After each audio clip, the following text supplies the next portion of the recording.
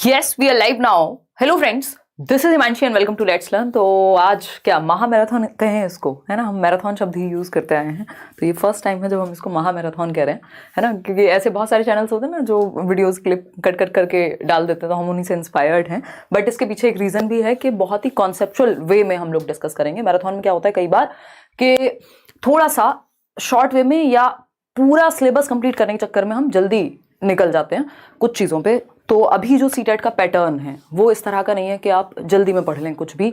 अगर आपने जल्दी में पढ़ा भी होगा, सिलेबस कंप्लीट भी किया होगा, नंबर फिर भी मुश्किल से आ पाएंगे। क्यों? क्योंकि चीज़ें बहुत ज़्यादा कॉन्सेप्चुअल बनाई है इन्होंने। जो स्टेटमेंट वाले क्वेश्चंस हैं, जो 4 ऑप्शंस वाले क्वेश्चंस हैं कि उसमें आपकी पेयरिंग है कि 2 सही हैं 3 सही हैं, जितने भी मुश्किल या कॉन्सेप्चुअल क्वेश्चंस, लैंग्वेज को थोड़ा घुमाया है। ऑफलाइन पेपर में और ऑनलाइन में बस इतना ही अंतर है कि लैंग्वेज को थोड़ा सा घुमा करके पूछा जाता है। तो उस केस में अगर आपके कॉन्सेप्ट्स बेहतर नहीं होंगे, आपने पढ़ा कितनी बार है ये ज़्यादा मैटर करेगा कि आपने कितना पढ़ा है, उससे ज़्यादा।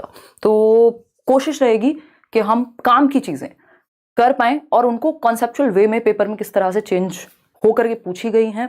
एक और इसका रीज़न है, ये सेशन में बाद में लेने वाली थी, उसका एक रीज़न ये भी है कि अभी वेस्ट बंगाल टेट भी है, तो उन लोगों को भी बहुत ज़्यादा हेल्प मिल जाएगी। और इसके अलावा जो लोग केंद्रीय विद्यालय की तैयारी कर रहे हैं, वैसे तो देश भर में ऐसा कोई एग्जाम नहीं है कि आप ये सेशन ना देखें उसके लिए, क्योंकि आपको इतना तो एटलीस्ट पढ़ना ही होता है, उसके ऊपर है फिर जो भी है।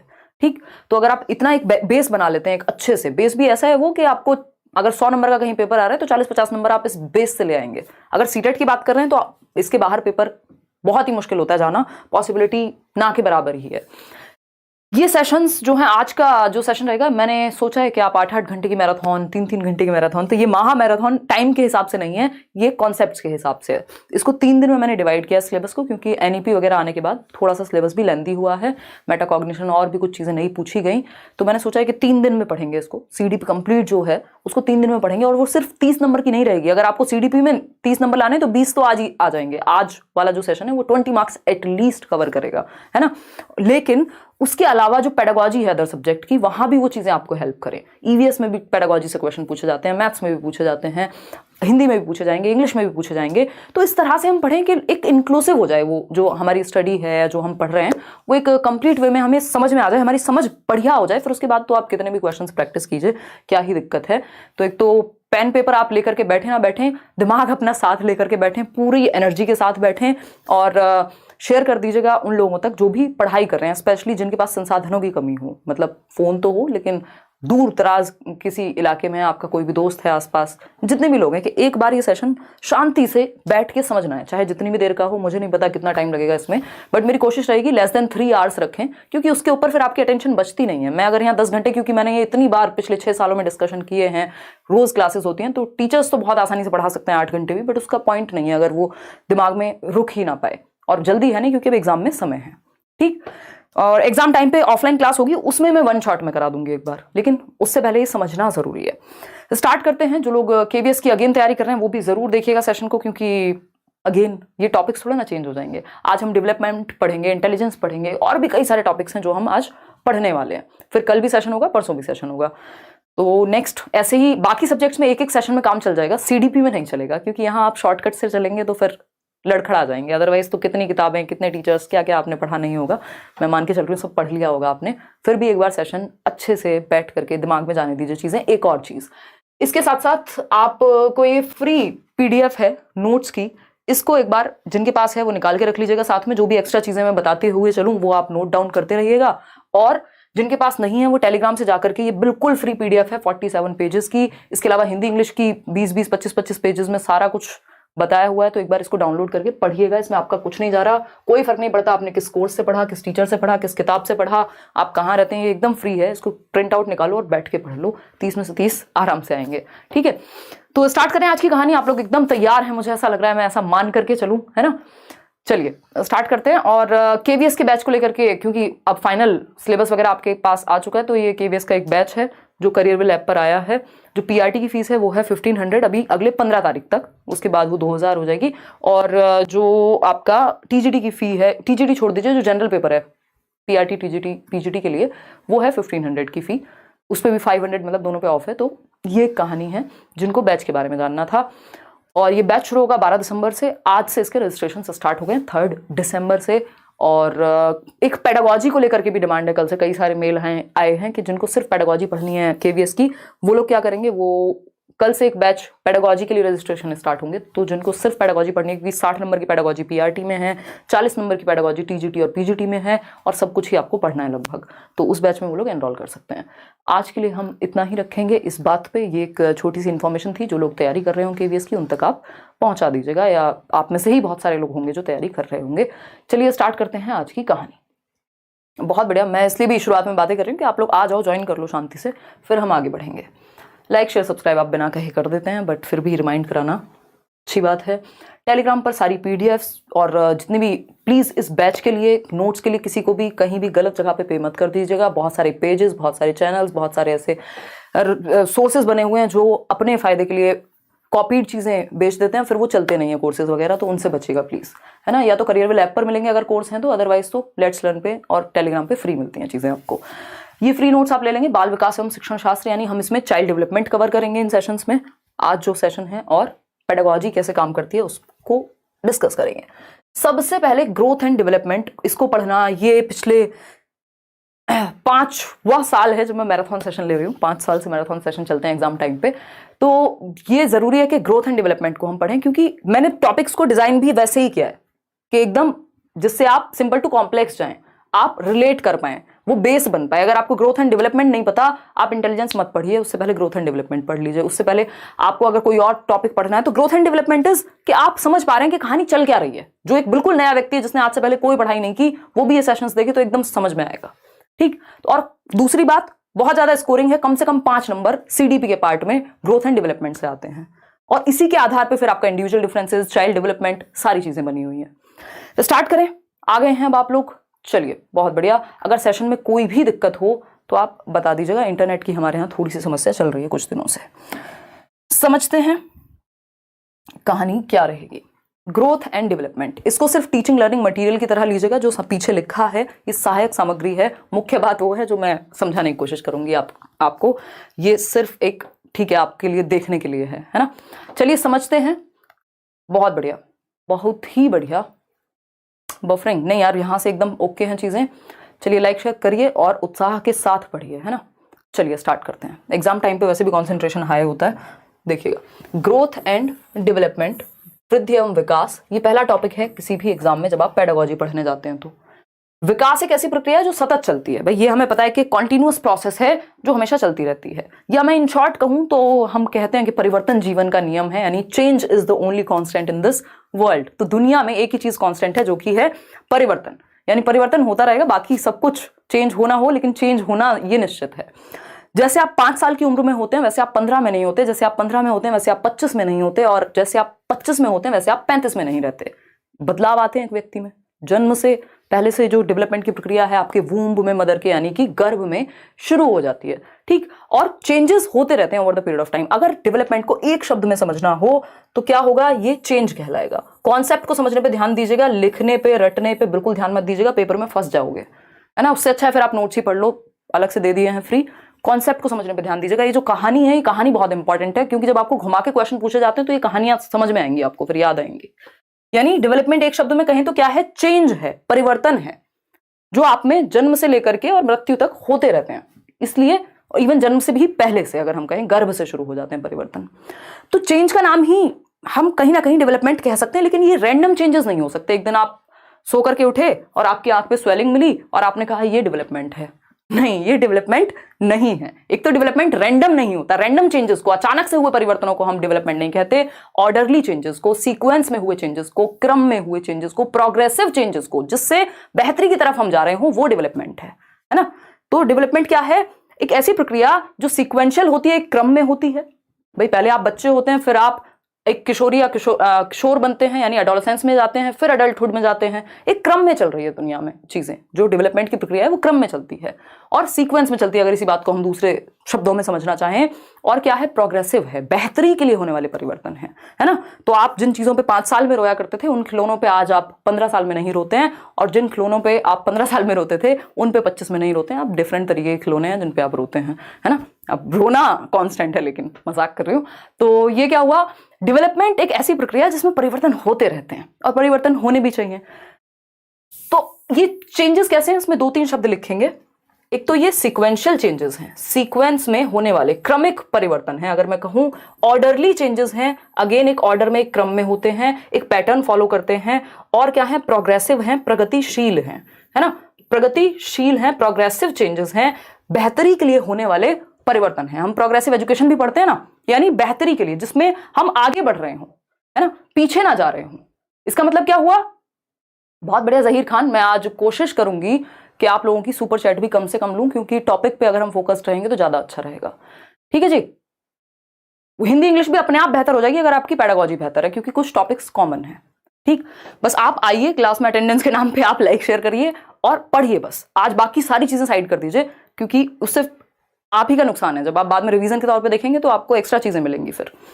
तो सीक्वेंशियल है, ऑर्डरली है, प्रोग्रेसिव है, प्रगतिशील है।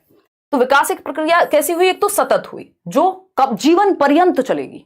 इसमें भी कुछ लोग हैं जो कहते हैं नहीं डिसकंटिन्यूअस है, और कुछ लोग हैं जो कॉन्टिन्यूअस कहते हैं, क्योंकि ये जो बाल विकास है ये एक सब्जेक्टिव विषय है, ये मैथ्स नहीं है, 2+2 हमेशा 4 नहीं होता है। यहाँ उसको भी समझेंगे अभी यहीं पर। ठीक, तथा जिसमें गुणात्मक परिवर्तन एवं परिमाणात्मक परिवर्तन, यानी कैसे चेंजेस जो क्वालिटी में भी हो और क्वांटिटी में भी हो।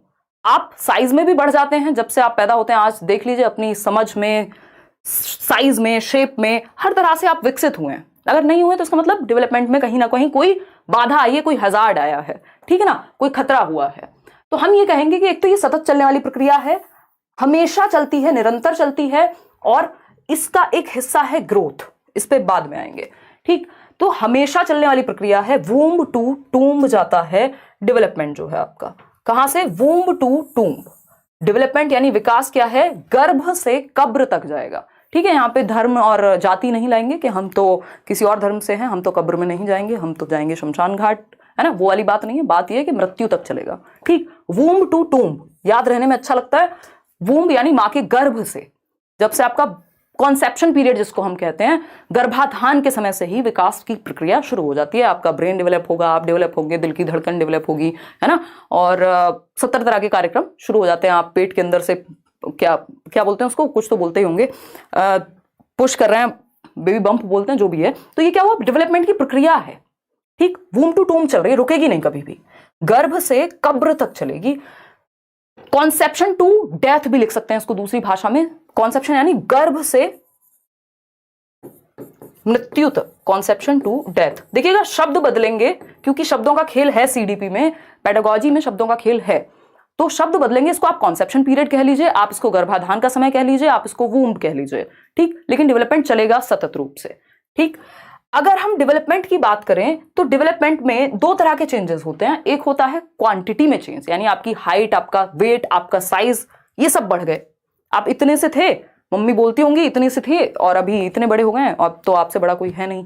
ठीक है, तो ये क्या हुआ, आपके साइज शेप में परिवर्तन है, स्ट्रक्चर में परिवर्तन है। इसके साथ साथ आपके अंदर फंक्शनल चेंजेस भी आते हैं, क्वालिटेटिव चेंजेस भी आते हैं, जिनको हम गुणात्मक परिवर्तन कह रहे हैं, कि आपकी समझ भी बेहतर होती है। जिन जोक्स पर आप 4 साल पहले हंसते थे, जिन रील्स को देख करके आज आप हंसते हैं, हो सकता है 2 साल बाद आप कहेंगे यार मैं कितना बेवकूफ था। क्या हुआ, बेहतर हुए हैं आप, डेवलपमेंट हुआ है, प्रोग्रेसिव चेंजेस आए हैं। ठीक है, तो हम ये कहेंगे कि गुणात्मक परिवर्तन, आपकी समझ, आपकी सोशल अंडरस्टैंडिंग, क्योंकि विकास के कई पक्ष हैं। तो आप शारीरिक रूप से भी बढ़ते हैं, सामाजिक रूप से भी बेहतर होते हैं, इमोशनली भी बेहतर होते हैं, हर एक पक्ष में, संज्ञानात्मक, आपके बौद्धिक पक्ष में भी आप बेहतर होते हैं। तो विकास के कई आयाम हो गए, विकास एक बड़ी प्रक्रिया हो गई, इतनी बात हमें समझ में आ रही है। ये कोई एक सिंगल शब्द नहीं है, जिस बात से हमने शुरुआत की थी, चेंज। चेंज में दुनिया भर के चेंजेस हैं, है ना, चाहे वो हमारे फिजिकल चेंजेस हो, जिसको हम स्ट्रक्चरल चेंजेस, संरचनात्मक परिवर्तन कहते हैं, चाहे वो हमारे फंक्शनल यानी प्रकार्यात्मक परिवर्तन हो।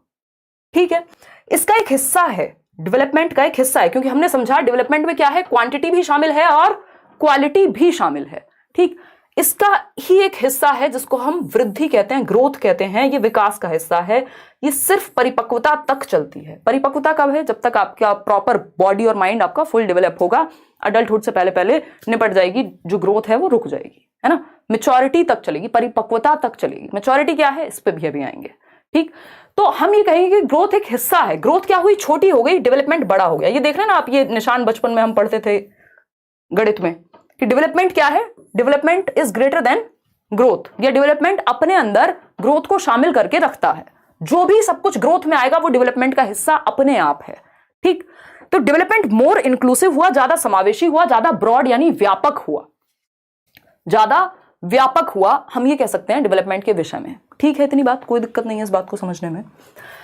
अब जब हम वृद्धि की बात कर रहे हैं, ग्रोथ की बात कर रहे हैं, तो ग्रोथ में वो परिवर्तन है जो हमारे स्ट्रक्चर में, हमारे संरचना में, हमारी बनावट में परिवर्तन है। जैसे हमारी हाइट बढ़ गई, हमारा वेट बढ़ गया, हमारी शेप और साइज कभी मोटे हो गए, कभी पतले हो गए, कभी कुछ हुआ, नेल्स बढ़ गए, ये सब क्या है, ग्रोथ का हिस्सा है कि आपके अंदर ग्रोथ आ रही है, साइज, शेप, क्वांटिटी में आप परिवर्तन आपके अंदर आ रहा है, परिमाणात्मक परिवर्तन या मात्रात्मक परिवर्तन आपके अंदर आ रहे हैं, ये है ग्रोथ।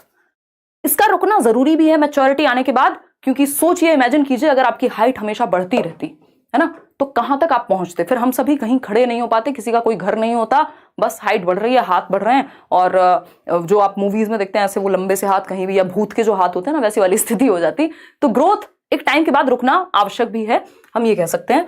तो मैच्योरिटी के आसपास जाकर के ग्रोथ आपकी स्टॉप हो जाती है, रुक जाती है। मैच्योरिटी क्या है?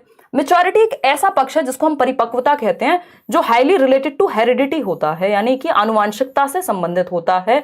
हमारे जो जेनेटिक कोडिंग है, जो हमारे जीन्स हैं, उनमें कोडिंग है कि भैया आप मान लीजिए बच्चा पैदा तो हुआ है हाथ पैर के साथ ही, लेकिन क्या आप उसको साइकिल चलाना सिखा देंगे जब वो पैदा हुआ है अगले 2 महीने में? नहीं, क्योंकि वो मैच्योर नहीं है। वो हेरिडिटी से जो क्षमताएं अनफोल्ड होती हैं, जो कैरेक्टरिस्टिक्स, जो विशेषताएं समय के साथ अनफोल्ड होंगी, टाइम के साथ अनफोल्ड होने वाले कैरेक्टरिस्टिक्स मैच्योरिटी के अंदर आते हैं ड्यू टू हेरिडिटी। क्योंकि आपकी हेरिडिटी में एक वो कोडिंग है कि इस एज में इतनी ताकत इन पैरों में आ जाएगी, अगर सब कुछ सही रहा, एनवायरमेंट से लेके और सारी स्थिति अगर नॉर्मल रही तो।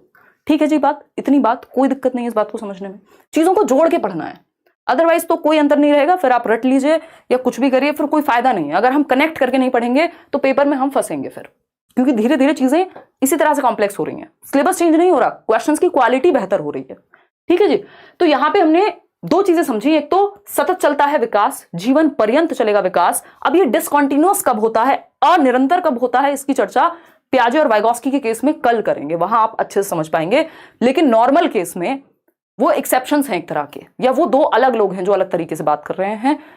लेकिन डेवलपमेंट क्या है, एक सतत प्रक्रिया है। जब तक किसी का नाम ना लिखा हो तो आप इसके चक्कर में मत पड़िएगा, सिंपल समझिएगा, कॉन्टिन्यूअस की बात हो रही है। डेवलपमेंट क्या है, वूम टू टूम जाएगा, गर्भ से कब्र तक जाएगा, कभी भी रुकेगा नहीं।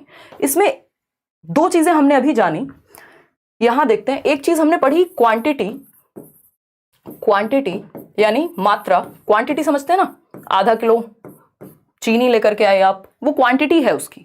मात्रा मतलब जिसको आप मेजर कर सकें यूनिट्स में, किलोग्राम में। हाइट को आप इंचेस में मेजर कर लेते हैं, सेंटीमीटर में मेजर कर लेते हैं, आप माप सकते हैं मेजरिंग यूनिट्स में।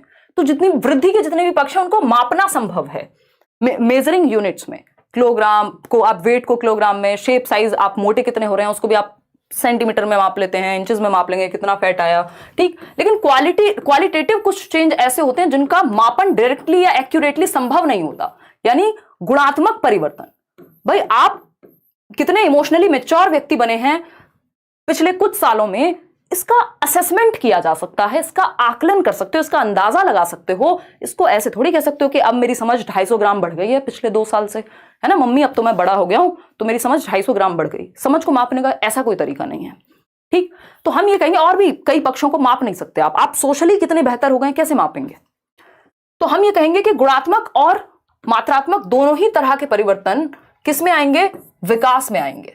ठीक, इन दोनों को अगर मिला दें तो ये डेवलपमेंट का हिस्सा होगा, क्योंकि वृद्धि जो है वो अपने आप में विकास का हिस्सा है। लेकिन सिर्फ मात्रात्मक परिवर्तन अगर हमसे पूछेगा, हम कहेंगे ग्रोथ का यानी वृद्धि का पार्ट है, जिसमें हमारी मात्रा में परिवर्तन, स्ट्रक्चर में, हमारे शरीर की बनावट में परिवर्तन, और यहां पे फंक्शनल, हमारी फंक्शन करने की क्षमता। अब हम आपको जिस चीज को समझने में 2 घंटे लगते थे, हो सकता है आज आप 1 घंटे में समझ पाए, 20 मिनट में समझ पाए। क्यों? क्योंकि समय के साथ आपने अपने ऊपर काम किया है, आपकी समझ पे काम किया है, चीजों को गहन किया है, अपनी समझ को इन डेप्थ आपने सीखा है, समझा है।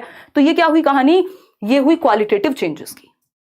ठीक है, तो एक छोटी छोटी सी बातें करते रहेंगे बीच बीच में, देखिएगा। तो विकास क्या है, क्वालिटेटिव और क्वांटिटेटिव दोनों है। वृद्धि सिर्फ परिमाणात्मक होती है, मात्रात्मक होती है, यानी क्वांटिटी वाली होती है। अगर दोनों ऑप्शन, मान लीजिए अगर डेवलपमेंट की बात करें, आपको फंसाने के लिए क्या होगा, डेवलपमेंट के केस में लिखा होगा एक तो आंसर आता है कि डेवलपमेंट क्या है, आप कहेंगे क्वालिटेटिव है। लेकिन अगर आपके पास दोनों ही ऑप्शन हो कि क्वांटिटेटिव भी है और क्वालिटेटिव भी है, तो आप क्या कहेंगे, बोथ, है ना, ये दोनों है। लेकिन अगर सिर्फ एक ऑप्शन है तो आप कहेंगे भाई ये तो होता है गुणात्मक डेवलपमेंट। वहीं वृद्धि की जब भी बात आएगी तो ये सिर्फ और सिर्फ क्वांटिटेटिव होगी, मात्रात्मक होगी, स्ट्रक्चरल होगी, परिमाणात्मक होगी, जिसका परिमाण, जिसका मापन संभव होगा किसी भी एक मेजरिंग यूनिट से। जिस चीज को आप माप नहीं सकते वो वृद्धि थोड़ी हुई। और वृद्धि क्या शारीरिक पक्षों से ही जुड़ी हुई होती है, शरीर के परिवर्तनों से। चलिए समझते हैं इसको। अगर आपको लिख करके समझना है तो क्वालिटेटिव यानी गुणात्मक परिवर्तन क्या है, वे ऑफ डूइंग समथिंग, आपकी कार्यशैली बेहतर हो गई है, आपका काम करने का तरीका बेहतर हो गया है। ये क्या है बताइए, ये क्या हुआ? हाँ, बातें कम कीजिए, आज आप फोकस कीजिए। तो ये जो गुणात्मक परिवर्तन है, आपका कार्यशैली में परिवर्तन आ गया, आपकी राइटिंग बेहतर हो गई समय के साथ, आपने कोशिश की, थोड़ा सा उस पर प्रैक्टिस की, एफर्ट किया, फिर आपकी उंगलियां भी थोड़ी मैच्योर हुई होंगी। जब आप छोटे होंगे, पेन पकड़ा होगा पहली बार तो उतने अच्छे से नहीं लिखा होगा। तो ये क्या हुआ, कार्यशैली में, वे ऑफ डूइंग समथिंग। अब ये फिजिकली भी हो सकता है, मेंटली भी हो सकता है। कार्य क्षमता, ability to do something, emotional understanding, ये सब आपके अंदर बेहतर हो रही है, यानी क्वालिटेटिव चेंजेस की बात हो रही है, डेवलपमेंट की बात हो रही है। क्वांटिटेटिव यानी परिमाणात्मक, आपकी height, weight, shape, size body का, ये सब बढ़ना क्या है, परिमाणात्मक है। कि वैसे तो आप खजूर बन गए हैं और समझ आपकी कोई विकसित नहीं हुई, तो ये सिर्फ वृद्धि हुई है आप में, विकास की प्रक्रिया उतने अच्छे से काम नहीं कर पाई, है ना। वो बोला जाता है ना कि खजूर का पेड़ इतना बड़ा होता है तो वो दूसरों को छाया भी नहीं देता और कोई फायदा नहीं हुआ फिर। तो अगर हम बात करें तो डेवलपमेंटल चेंजेस आर प्रोग्रेसिव, ये बात हम कर चुके हैं। POS से याद रखिएगा, इसमें मैं आपको बहुत सारे शॉर्ट निमोनिक्स बताऊंगी, जो टेक्निक होती है याद करने की, इसमें कोई रट्टेबाजी नहीं है। ये निमोनिक एक टेक्निक है जिससे आप चीजें याद रख सकते हैं, ये हम बहुत पहले से यूज करते हैं। POS बोले तो डेवलपमेंटल चेंजेस प्रोग्रेसिव हैं और क्या है, ऑर्डरली हैं, सिक्वेंशियल हैं, ठीक है। ये हम 3 बातें याद रखेंगे। रैंडम चेंजेस को डेवलपमेंट में नहीं रखते, रात को बुखार हो गया था, सुबह उठे थे, आंखों पे स्वेलिंग आ गई थी, ये हो गया था, नहीं, रैंडम है, ये परिवर्तन खत्म हो जाएगा, चला जाएगा, ठीक।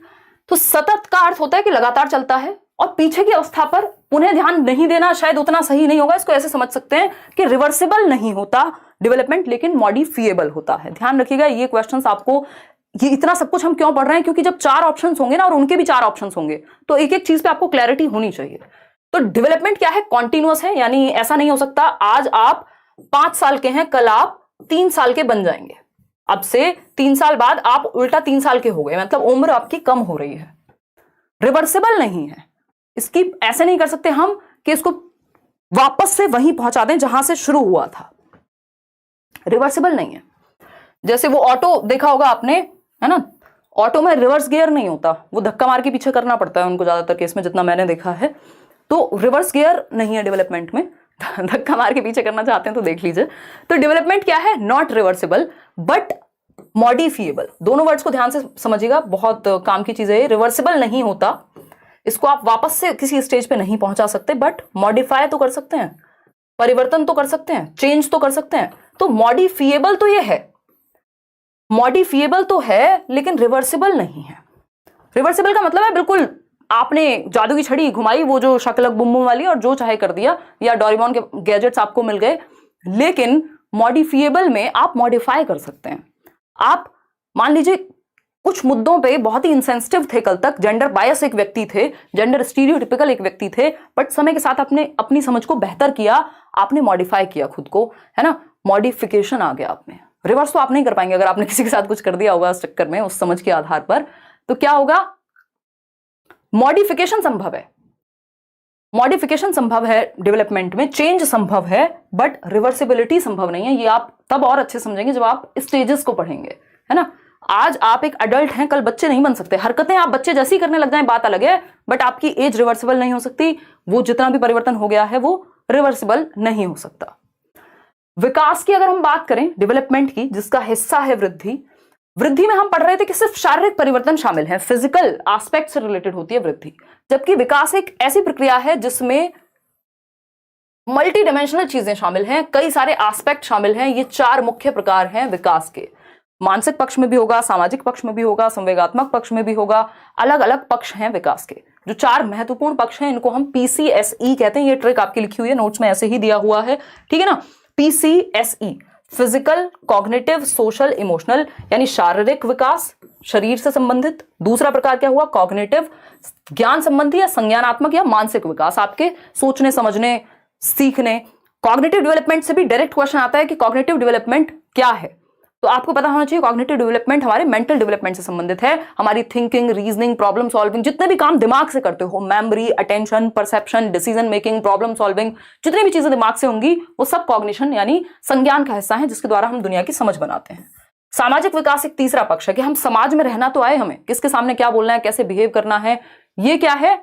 ये है हमारा सामाजिक विकास। फिर आता है सामवेगिक विकास यानी इमोशनल डेवलपमेंट। भाई जैसे आप अपने दोस्तों के सामने होते हैं वैसे घर में नहीं होंगे ना पिताजी के सामने। पिताजी को यार कहिए, पिताजी कहेंगे पैसे बर्बाद कर दिए, इतना पढ़ा लिखा के कोई फायदा तो है नहीं, ये तो हमें ही यार बोल रहे हैं।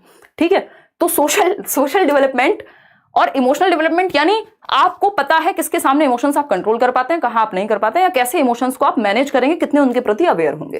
तो ये चार मुख्य प्रकार हैं विकास के, फिजिकल, कॉग्निटिव, सोशल और इमोशनल। ठीक, यानी आप शारीरिक पक्ष में भी बेहतर हो रहे हैं, आप संज्ञानात्मक अपनी समझ के साथ भी आपका विकास हो रहा है, सामाजिक रूप से भी आप विकसित हो रहे हैं, और इमोशनली यानी आप इमोशंस, देखिए ना, कई बार आपको लगता होगा जिन चीजों पे आप पहले रो देते होंगे आसानी से, आज रो नहीं पाते होंगे। इसका मतलब ये नहीं कि आप दुखी बहुत होते हैं और रो नहीं पाते हैं, वो अलग अपने आप में प्रॉब्लम हो गई, बट इसका सिंपल मतलब ये है कि आप इमोशनल डेवलपमेंट आपका बेहतर हुआ। जब आप पहली बार स्कूल जा रहे थे तो रो के जा रहे थे, समय के साथ मजे आने लग गए आपको स्कूल जाने में, तो इमोशनली आप ज्यादा मैच्योर हो गए या आपका डेवलपमेंट हुआ, हम ये कह सकते हैं। ठीक है बात। तो विकास के चार प्रकार, इनका सीक्वेंस भी जनरली यही रहता है, शारीरिक, संज्ञानात्मक, सोशल और इमोशनल, इंटर रिलेटेड होते हैं आपस में, इसीलिए आप ये देख रहे हैं एरोज बने हुए हैं, क्या है ये? एक दूसरे से संबंधित हैं। ऐसा नहीं हो सकता कि शारीरिक विकास अलग चलेगा, संज्ञानात्मक अलग चलेगा, कोई फर्क ही नहीं पड़ रहा एक दूसरे का। फिजिकल, कॉग्निटिव, सोशल और इमोशनल।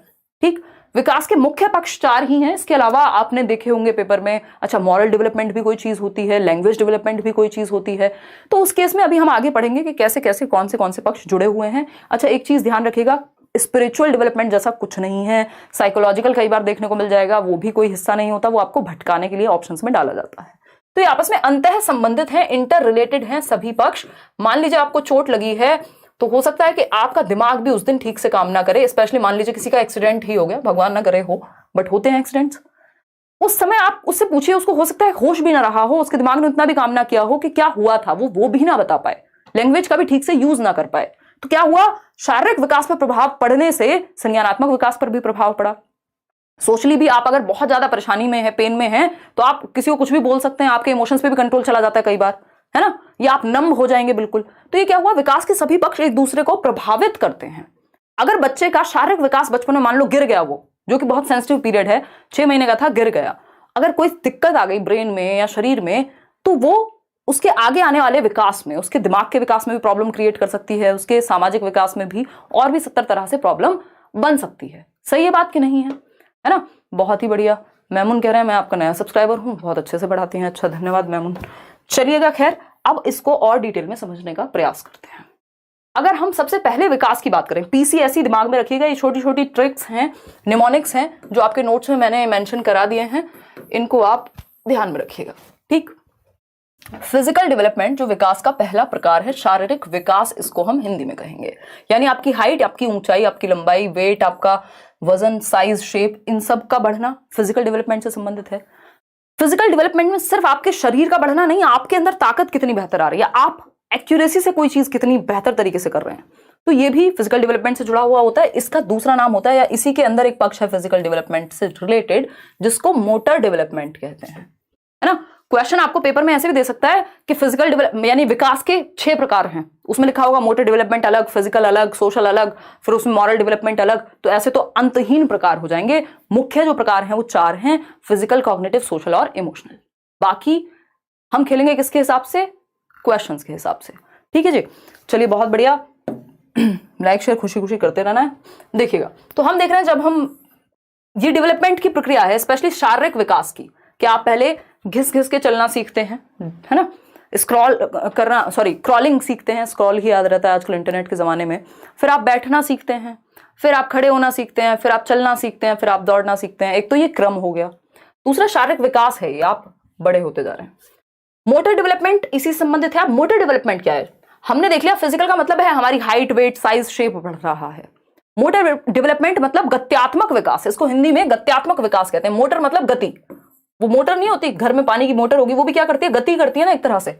तो गत्यात्मक विकास, गति का विकास आपके अंदर, यानी सिर्फ हाइट वेट साइज शेप बढ़ गया वो उतने से नहीं चलेगा। आपके अंदर वो स्पीड आई कि नहीं आई, एक्यूरेसी आई कि नहीं आई, प्रिसीजन है कि नहीं है, सटीकता से कोई काम कर पा रहे हैं या नहीं है। पहले आप कै भी लिखते थे तो पता नहीं कैसा कै लिखते होंगे, या ए भी लिखते होंगे तो कैसा ए बना पाते होंगे, लेकिन धीरे धीरे समय के साथ सटीकता आई, प्रिसीजन आया, एक्यूरेसी आई।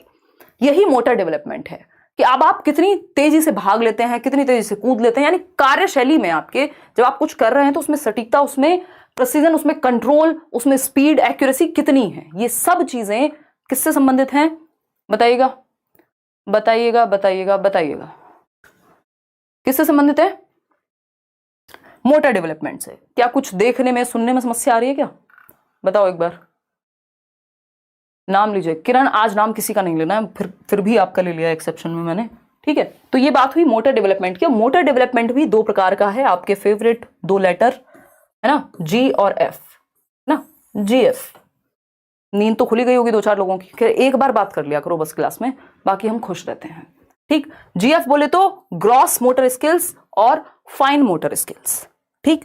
तो मोटर डेवलपमेंट दो प्रकार का होगा, गत्यात्मक विकास जीएफ यानी ग्रॉस मोटर स्किल्स और फाइन मोटर स्किल्स। और ये ऐसे ही काम करेगा, इसको एफ जी मत कर लेना कि हमारा मन नहीं करता, हमें जीएफ नहीं पसंद, हम तो एफ जी लिखेंगे।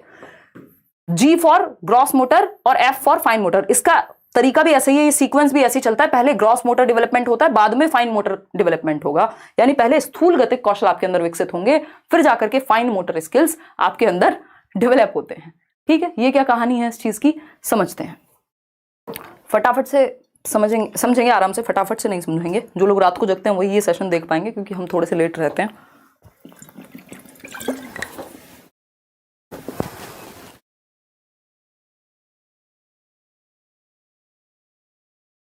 देखिएगा, बहुत ही बढ़िया।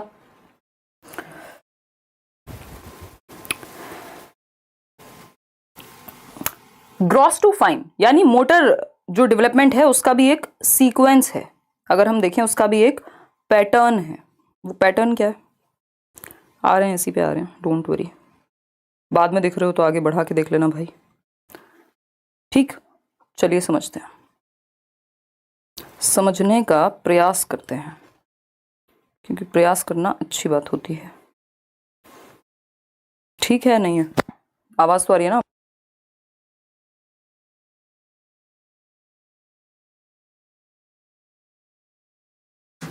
देखिए, अगर हम बात करते हैं किस चीज की, ग्रॉस और फाइन मोटर स्किल्स की। आज मैं कमेंट्स अवॉइड कर रही हूं, पहले इस पे फोकस करेंगे। तो मोटर डेवलपमेंट में दो प्रकार के डेवलपमेंट होते हैं, वो होते हैं ग्रॉस मोटर डेवलपमेंट या ग्रॉस मोटर स्किल्स और फाइन मोटर स्किल्स। ग्रॉस का मतलब होता है स्थूल और फाइन का मोटर है सूक्ष्म, ठीक। ये दोनों क्या है, स्थूल गतिक कौशल। विकास कैसे चलेगा आपका, ग्रॉस से फाइन की तरफ जाएगा, है ना, जिसको सिंपल टू कॉम्प्लेक्स कह सकते हो, जनरल टू स्पेसिफिक भी कह सकते हो, कि बच्चा पहले जनरल एक्टिविटीज करता है, सामान्य गतिविधि करेगा, बाद में स्पेसिफिक, यानी स्पेसिफिक को हम कहेंगे विशिष्ट गतिविधियां करेगा। रोएगा भी बच्चा तो पूरी बॉडी से रोएगा बचपन में, जब वो छोटा होगा धीरे धीरे उसको पता है यार आंसू पोंछ के काम चल जाता है, ठीक। तो ग्रॉस मोटर स्किल्स क्या है, ग्रॉस मोटर स्किल्स हैं आपकी जिनमें बड़ी मांसपेशियों का प्रयोग हो, जैसे आपकी आर्म्स की मसल है, आपकी बाहों की, भुजाओं की, है ना, हाथ ऊपर नीचे कर रहे हैं, पीटी कर रहे हैं स्कूल में, ये क्या है, ग्रॉस मोटर स्किल्स का उदाहरण है, ठीक है। आप वॉक कर रहे हैं, मॉर्निंग वॉक ऐसे ऐसे करके, ठीक। लेग्स की मसल्स, आर्म्स और लेग्स की, यानी जो आपके शरीर की बड़ी मसल्स हैं, बड़ी मांसपेशियां हैं, उनका प्रयोग कहां होगा, उनका प्रयोग होगा ग्रॉस मोटर स्किल्स में आएगा, यानी बड़ी मांसपेशियां। स्थूल का मतलब ये भारी, बड़ा, ठीक है जी। फाइन क्या है, फाइन मतलब सूक्ष्म गतिक कौशल, छोटे छोटे, फाइन मोटर स्किल्स, छोटी मसल्स का कोऑर्डिनेशन, छोटी छोटी मसल्स, मांसपेशियों का कोऑर्डिनेशन। छोटी मसल्स कहां पाई जाएंगी, आंखों में पाई जाएंगी, हाथों की उंगलियों में पाई जाएंगी, ठीक है ना। तो आंखों की मांसपेशियों या हाथ की मसल्स, जैसे कि आपका लिखना, आंखों की मांसपेशियों से क्या करेंगे आप, आंखों का कोऑर्डिनेशन बना करके लिख रहे हैं कुछ, हाथों की मसल्स का कोऑर्डिनेशन बना करके लिख रहे हैं कुछ, काजल लगा रहे हैं मान लीजिए, ठीक है ना। ग्रॉस टू फाइन चलता है जो डेवलपमेंट है, वो सिंपल टू कॉम्प्लेक्स या जनरल टू स्पेसिफिक भी आप इसको लिख सकते हैं, पेपर में पूछा हुआ है उस तरह से भी। यहाँ पे अगर आप देखेंगे ग्रॉस मोटर में आपका जो उदाहरण है वो आ जाएगा दौड़ना भागना, फाइन मोटर में लिखना, ड्राइंग करना, पेंटिंग करना, ये सब आ जाएगा। ये आप यहाँ चित्र में देख सकते हैं। वैसे हमने कोशिश की आज के सेशन को बिल्कुल ब्लैक एंड व्हाइट रखें, ठीक है जी। बहुत ही बढ़िया, बहुत ही बढ़िया। कोई कह रहा है गेंद फेंकना किस में आएगा? डिपेंड करता है कि हम फोकस किस चीज पे कर रहे हैं। अगर सिर्फ फिंगर्स का यूज करके जो उसका स्विंग है वो फाइन में आ सकता है, जनरली ग्रॉस में आएगा। अगर आप उसको एक उत्तर की तरफ जाएंगे तो जनरल जो उसका आंसर होगा वो आएगा ग्रॉस में। लेकिन जब आप स्विंग कर रहे हैं तो वहां आप फिंगर्स की मसल्स का यूज कर रहे हैं तो उसमें वो फाइन में चला जाएगा। तो डिपेंड करता है कि डायरेक्ट क्वेश्चन क्या है। डायरेक्ट अगर सिर्फ सिंपल इतना ही पूछा गेंद फेंकना तो आप ग्रॉस में डाल सकते हैं उसको। देखिएगा, अगर हम बात करते हैं ग्रॉस मोटर स्किल्स की, सूक्ष्म गतिक कौशल की या स्थूल गतिक कौशल यानी ग्रॉस मोटर स्किल्स, आप देख रहे हैं व्यक्ति, ये भैया जी दौड़ के जा रहे हैं कहीं, है ना, एकदम पेट वेट इन्होंने अंदर कर लिया, इतनी दौड़ लगाई है। तो दौड़ने में कौन सी मसल्स का ज्यादा प्रयोग होता है? आपकी टांगों की मसल्स और आपकी बाहों की मसल्स, यानी आर्म्स और लेग्स की मसल्स, जो बड़ी मसल्स हैं, है ना। आप देखेंगे लेंथ में आपकी लेग्स, थाई मसल ही होती है ना सबसे बड़ी, तो लेग्स और आर्म्स की जो मसल्स हैं, जो बड़ी मांसपेशियां हैं, उनका प्रयोग, उनका कोऑर्डिनेशन, उनका समन्वयन ग्रॉस मोटर स्किल्स के अंदर आता है। घुटनों के बल चलना, यानी आप जब बचपन में क्रॉल करना सीखते हैं, घिसट घिसट के चल रहे हैं, ठीक, तो ये क्रॉलिंग में क्या हो रहा है, आपकी आर्म्स और आपके लेग्स में यहाँ पे नहीं दिखा पाऊंगी, उछलना पड़ेगा, ठीक, तो वो यूज हो रही हैं। खड़े होकर चलना, अगेन आप जब वॉक कर पा रहे हैं, मैं यहाँ लिख भी देती हूँ इनको, वॉकिंग, क्रॉलिंग कह सकते हैं यहाँ पे, घिसट के चलने को। दौड़ना और कूदना यानी रनिंग और जंपिंग। भाई जब आप दौड़ लगाते हैं, जंप कर रहे हैं, तब भी तो आप अपनी बड़ी मांसपेशियों का ही प्रयोग कर रहे हैं, जंपिंग यहाँ लिखा हुआ है। अगर आप फाइन मोटर स्किल्स की बात करेंगे, सूक्ष्म गतिक कौशल की बात करेंगे, तो उंगली यानी आपकी जो फिंगर्स हैं और अंगूठे के जरिए कुछ उठाना। मान लीजिए आप क्या कर रहे हैं, उंगली और अंगूठे के जरिए कुछ उठा रहे हैं। पेपर में क्वेश्चन आया हुआ था कि एक बच्चा है जो पहले क्या करता है, अपने पूरे हाथ का प्रयोग करेगा किसी चीज को पकड़ने के लिए, बाद में वो पेन सिर्फ एक उंगली और एक अंगूठे से पकड़ के उठा लेता है। यानी simple to complex, general to specific हुआ है विकास। और अगर मैं इसको दिशा के सिद्धांत के बेसिस पे बात करूं तो ये प्रॉक्सिमो डिस्टल है, उस पर आएंगे अभी। तो ये क्या हुआ, आपका ग्रॉस टू फाइन जाता है, ये बात हमें पता है। पहले ग्रॉस मोटर स्किल्स डेवलप होती हैं। फाइन मोटर स्किल्स के लिए आपने देखा होगा बच्चों के लिए आजकल क्ले मिट्टी आती है, क्ले का प्रयोग किया जाता है। वो बच्चे शेप बना रहे हैं, उससे कोई घर बना रहा है, कोई टब बनाएगा छोटा सा, इतना सा दिखने वाला। क्ले का प्रयोग करके क्या होता है, हमारी फाइन मोटर स्किल्स डेवलप होती हैं। या डिफरेंट तरीके हैं फाइन मोटर स्किल्स को डेवलप कराने के। ग्रॉस मोटर में तो आप दौड़ना भागना बेसिक एक्टिविटीज करते हैं, तो उंगली और अंगूठे के जरिए कुछ उठाना किसका एग्जाम्पल हुआ, फाइन मोटर स्किल्स का। रेत में पैरों की उंगलियां घुमाना, ऐसे रेत में डाल के आप गोवा में बैठे हुए हैं बीच पे, ठीक। ड्राइंग अगर हम बात करें तो ड्रॉ कर रहे हैं, अगर आप कुछ ड्राइंग करेंगे तो बहुत ही सूक्ष्म समन्वय चाहिए, कोऑर्डिनेशन चाहिए आपकी फिंगर्स की मसल्स में, अदरवाइज थोड़ा सा भी इधर उधर बनाएंगे कुछ का कुछ बन जाएगा। पेंट कर रहे हैं आप, पेंटिंग बना रहे हैं किसी की, है ना, मोनालिसा मत बनाइएगा। फिर आएंगे राइटिंग पे, क्योंकि वो कोई और बना चुका होगा। राइटिंग यानी जब आप लिखते हैं तभी आप देखते हैं बच्चा चलना फिरना पहले शुरू कर देता है और बाद में वो पेन पकड़ना या लिखना सीखता है, ड्राइंग करना सीखता है। क्यों? क्योंकि ग्रॉस टू फाइन जाता है, स्थूल गतिक से सूक्ष्म गतिक कौशल की तरफ जाएगा विकास। काजल लगाना, ये आप सभी का बहुत ही फेवरेट उदाहरण है। और आप सभी का किस लिए कह रही हूँ, क्योंकि हमारे जो 60% लर्नर्स हैं वो फीमेल्स हैं, ठीक। तो ये जो काजल लगाना है, आई लाइनर लगाना है, ये क्या है, फाइन मोटर स्किल्स है।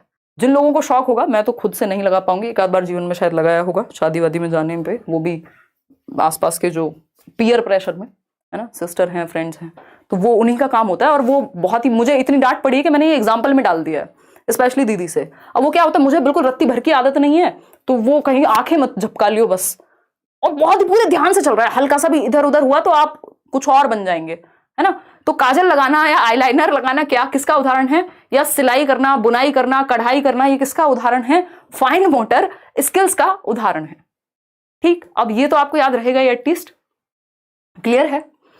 देखिएगा, तो ये एक बेसिक सी बात हुई। तो हम देख रहे हैं कि जो राइटिंग है, ड्राइंग है, पेंटिंग है, जो भी हाथ और आंख की मसल्स का प्रयोग करके, हम छोटी मसल्स का प्रयोग करके जो भी काम कर रहे हैं, वो फाइन मोटर स्किल्स का उदाहरण है। निटिंग, वही बुनाई, कढ़ाई बुनाई, सब इसी में आ जाएगा। अब आते हैं कॉग्निटिव डेवलपमेंट पे। ये हमने शारीरिक विकास पढ़ा है अभी इतनी देर में, जिसको हम फिजिकल डेवलपमेंट करें, शरीर का दौड़ना भागना, ये सारी चीजें। और हाँ, कह सकते हैं ऐस के के वोम टू मैचुरेशन तक हम कह सकते हैं। देखिएगा ग्रोथ की अगर बात करें, कॉग्निटिव डेवलपमेंट दूसरा प्रकार पीसीएसई, याद रखिए पीसीएसई में हम पी डिस्कस कर चुके हैं, फिजिकल डेवलपमेंट, जिसमें हमने मोटर डेवलपमेंट डिस्कस किया, जिसमें आपका ग्रॉस और फाइन मोटर स्किल्स पढ़ा हमने। अब हम कॉग्निटिव डेवलपमेंट पढ़ेंगे, इसी सीक्वेंस में पढ़ेंगे बिल्कुल। संज्ञानात्मक विकास कहते हैं इसको हिंदी में। ज्ञान आप सभी समझते हैं, और संज्ञान मतलब आपकी जितनी भी क्षमताएं हैं जिनके द्वारा ज्ञान बनाया जाएगा।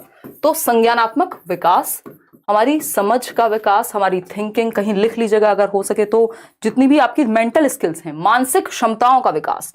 मानसिक क्षमताएं दिमाग से क्या करते हैं आप? थिंकिंग करते हैं, रीजनिंग करते हैं, तर्क। कई लोग कहेंगे हम तो दिमाग से कुछ करते ही नहीं, कहीं खर्च हो गया तो, है रीजनिंग। डिसीजन मेकिंग आप इससे करेंगे। इमेजिनेशन, कल्पनाशीलता भी आप इसी से करते हैं। बैठे हैं कहां? भारत में, और सोच रहे हैं रशिया के बारे में। ये क्या हुआ? इमेजिनेशन है।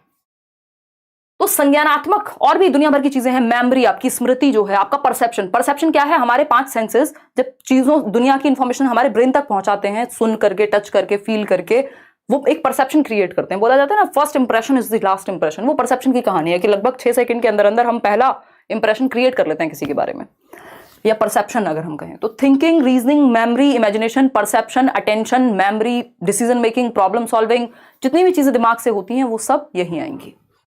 ठीक, तो संज्ञानात्मक विकास यानी आपके दिमाग के पीसेस जो हैं वो एक साथ आ रहे हैं, आप दुनिया की समझ बना रहे हैं।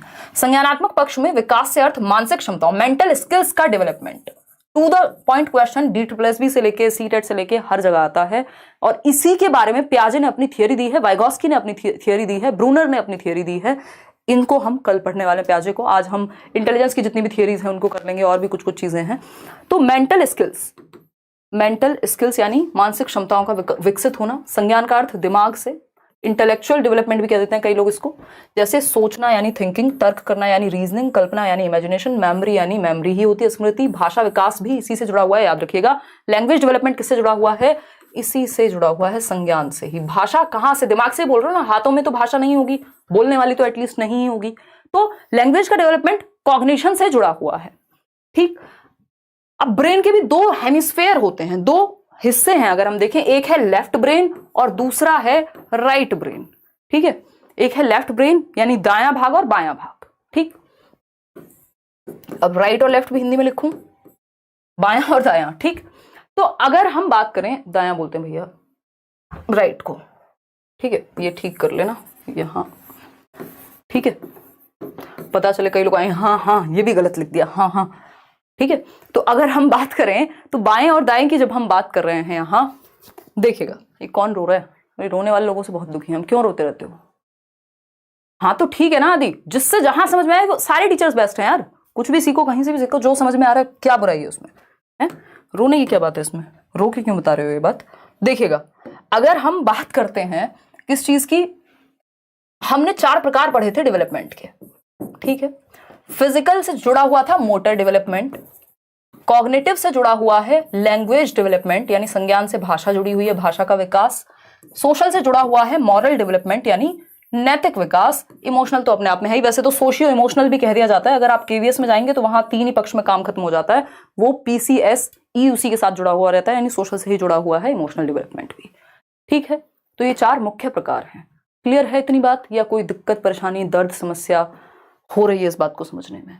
शारीरिक विकास से गत्यात्मक विकास, संज्ञानात्मक विकास से भाषिक विकास, सोशल डेवलपमेंट से यानी सामाजिक से मॉरल्स की क्यों जरूरत पड़ रही है? सही और गलत के सिद्धांतों की जरूरत क्यों पड़ रही है? क्योंकि समाज है। अगर आप अकेले जंगल में रह रहे होते, कोई सोसाइटी नहीं, कोई मॉरल्स नहीं, सब सही है सब गलत है, किसको फर्क पड़ रहा है?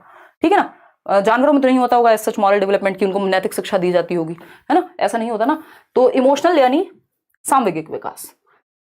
क्लियर है बात? अब राइट ब्रेन के 2 हिस्सों में हमने ब्रेन को डिवाइड कर लिया, ब्रेन के 2 हेमिस्फेयर बना लिए, उसमें एक है लेफ्ट ब्रेन और दूसरा है राइट ब्रेन। ठीक, बायां और दायां भाग। लेफ्ट ब्रेन लॉजिकल होता है, L for logic, L for left, यानी तर्कपूर्ण जो आपका मस्तिष्क का हिस्सा है वो है लेफ्ट ब्रेन। अगर चॉम्स्की के अकॉर्डिंग LAD होगा, लैंग्वेज एक्विजिशन डिवाइस होगा, जिसको हम भाषा अर्जन यंत्र कहते हैं। जब हम लैंग्वेज चैप्टर पढ़ेंगे उसमें अच्छे से करेंगे ये चीज। तो भाषा अर्जन यंत्र अगर कहीं होता होगा, हालांकि वो हाइपोथेटिकल है, तो वो लेफ्ट ब्रेन में ही पाया जाएगा। उसका रीजन क्या हुआ? क्योंकि लॉजिक जो है, भाषा जो है, साइंस, गणित, लैंग्वेज, ये सब आपके लेफ्ट ब्रेन में होता है। अपना लेफ्ट ब्रेन देख लीजिएगा, ठीक है कि नहीं, ठीक है ना। तो लेफ्ट ब्रेन लॉजिक से संबंधित है। जिनका गणित अच्छा है, जिनकी लैंग्वेज अच्छी है, जिनका साइंस पे पकड़ अच्छी है, जितने भी लॉजिक वाले विषय हैं, चाहे वो फिलॉसफी ही क्यों ना हो, वो सब लेफ्ट ब्रेन में आएंगे। राइट ब्रेन क्या है? क्रिएटिविटी यानी रचनात्मकता से जुड़ा हुआ है, जैसे कि ड्राइंग, पेंटिंग, म्यूजिक, डांस, जितनी भी क्रिएटिव एक्टिविटीज हैं। और जब बचपन में हमारी कोशिश तो ये रहनी चाहिए कि हम दोनों ही तरह के ब्रेन पे फोकस करें, बट राइट ब्रेन पे स्पेशली हम फोकस कर पाएं, यदि क्रिएटिविटी को भी और एनहेंस कर पाएं। कई स्कूल्स भी हैं जो एजुकेशन देते हैं, राइट ब्रेन क्लासेस दी जाती हैं वहां बचपन में ही, ताकि बच्चे की क्रिएटिविटी बेहतर हो। बाकी लॉजिक के लिए तो हम पढ़ते ही हैं। चलिए आगे बढ़ते हैं, सोशल डेवलपमेंट पे चलते हैं, सामाजिक विकास। अब मुझे एसी ऑन ही करना पड़ेगा, मैंने शर्ट इसलिए पहनी थी ताकि एसी ना चलाना पड़े, क्योंकि सर्दी का मौसम है और तबीयत खराब होने के चांसेस बढ़ जाते हैं। फिर देखिएगा, फटाफट से बताइएगा, सोशल डेवलपमेंट। आप सभी जैसे 32,000 लोग मान लीजिए यहाँ जुड़े हुए हैं, तो समाज बन गया ये अपने आप में एक छोटा सा। तो यहाँ के भी कुछ रूल होंगे, कुछ नियम, कायदे, कानून होंगे कि भैया चैट में ऐसे बिहेव करना एक ठीक बात होती है। अगर आप गलत बिहेव करेंगे, आपको 4 लोग खुद ही बोल देंगे, है ना। हाँ, बहुत बढ़िया अक्षय। तो अगर हम बात करें यहाँ पर किस चीज की, कि जो समाज जहां पे भी 4 लोग हैं वहां एक समाज है, और वहां एक क्लियर डिमार्केशन है, यानी प्रदर्शन है कि क्या चीजें करना वांछित होता है, डिजायरेबल होता है, कौन सी चीजें अवांछित होती हैं, या हम कहें अनडिजायरेबल हैं, रेस्ट्रिक्टेड हैं। तो समाज के अपने कुछ नियम, कायदे, कानून, तौर तरीके हैं, और कैसे आप समाज में रहना सीखते हैं, यही सामाजिक विकास है। बहुत महत्वपूर्ण है। हर जगह पे क्वेश्चन मिलेगा आपको सामाजिक विकास से। कोई पेपर देने चले जाइए आप पूरे देश में, जिसमें भी टीचिंग एग्जाम की बात हो, ऐसा नहीं है आप दे रहे हैं कहीं गणित का पेपर, आप एसएससी सीजीएल में चले गए और वहां मैथ्स लिख रहे हैं, कह रहे जी सोशलाइजेशन का तो क्वेश्चन नहीं आया, है ना। वो वाली बात नहीं करनी है, लॉजिकल।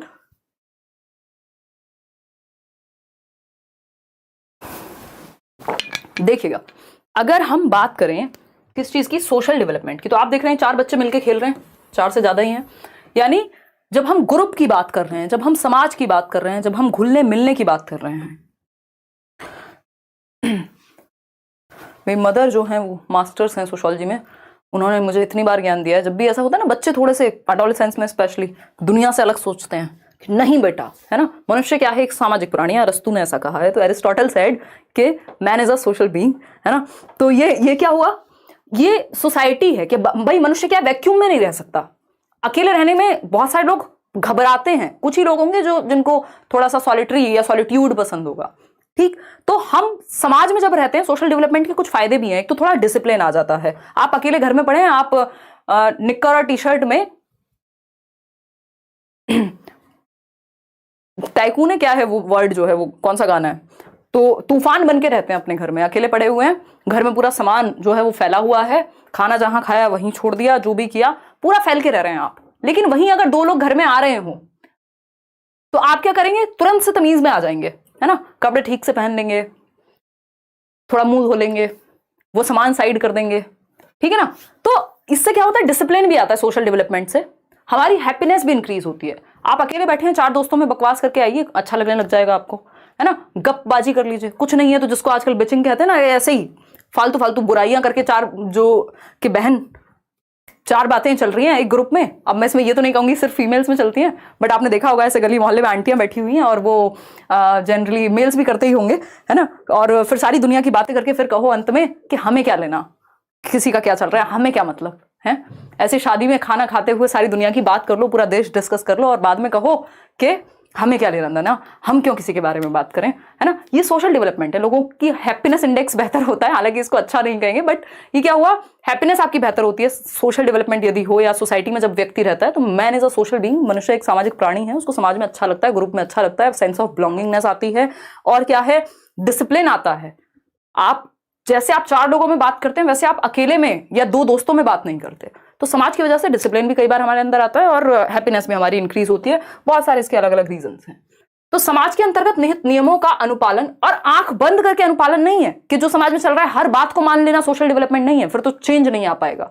तो आप क्या अडेप्ट कर रहे हैं, इंस्टॉल कर रहे हैं कुछ वैल्यूज, समाज में रहने के जो तौर तरीके हैं वो एक्वायर कर रहे हैं, उसी को सोशल डेवलपमेंट एक प्रक्रिया है जिसके थ्रू आप social rules, norms, regulations, values को एक्वायर करते हैं कि किस समाज में कौन सी चीजें अपेक्षित है, ठीक है ना। चलिएगा, तो the process of learning, adapting and instilling या internalising the values, norms and socially approved ways of behaviour is known as socialisation. Socialisation is a life long process starting from infancy to death. ये बात थोड़ा सा ध्यान में रखिएगा, अभी हम स्टेजेस ऑफ डेवलपमेंट पढ़ने वाले हैं, इसके बाद फिर समझेंगे.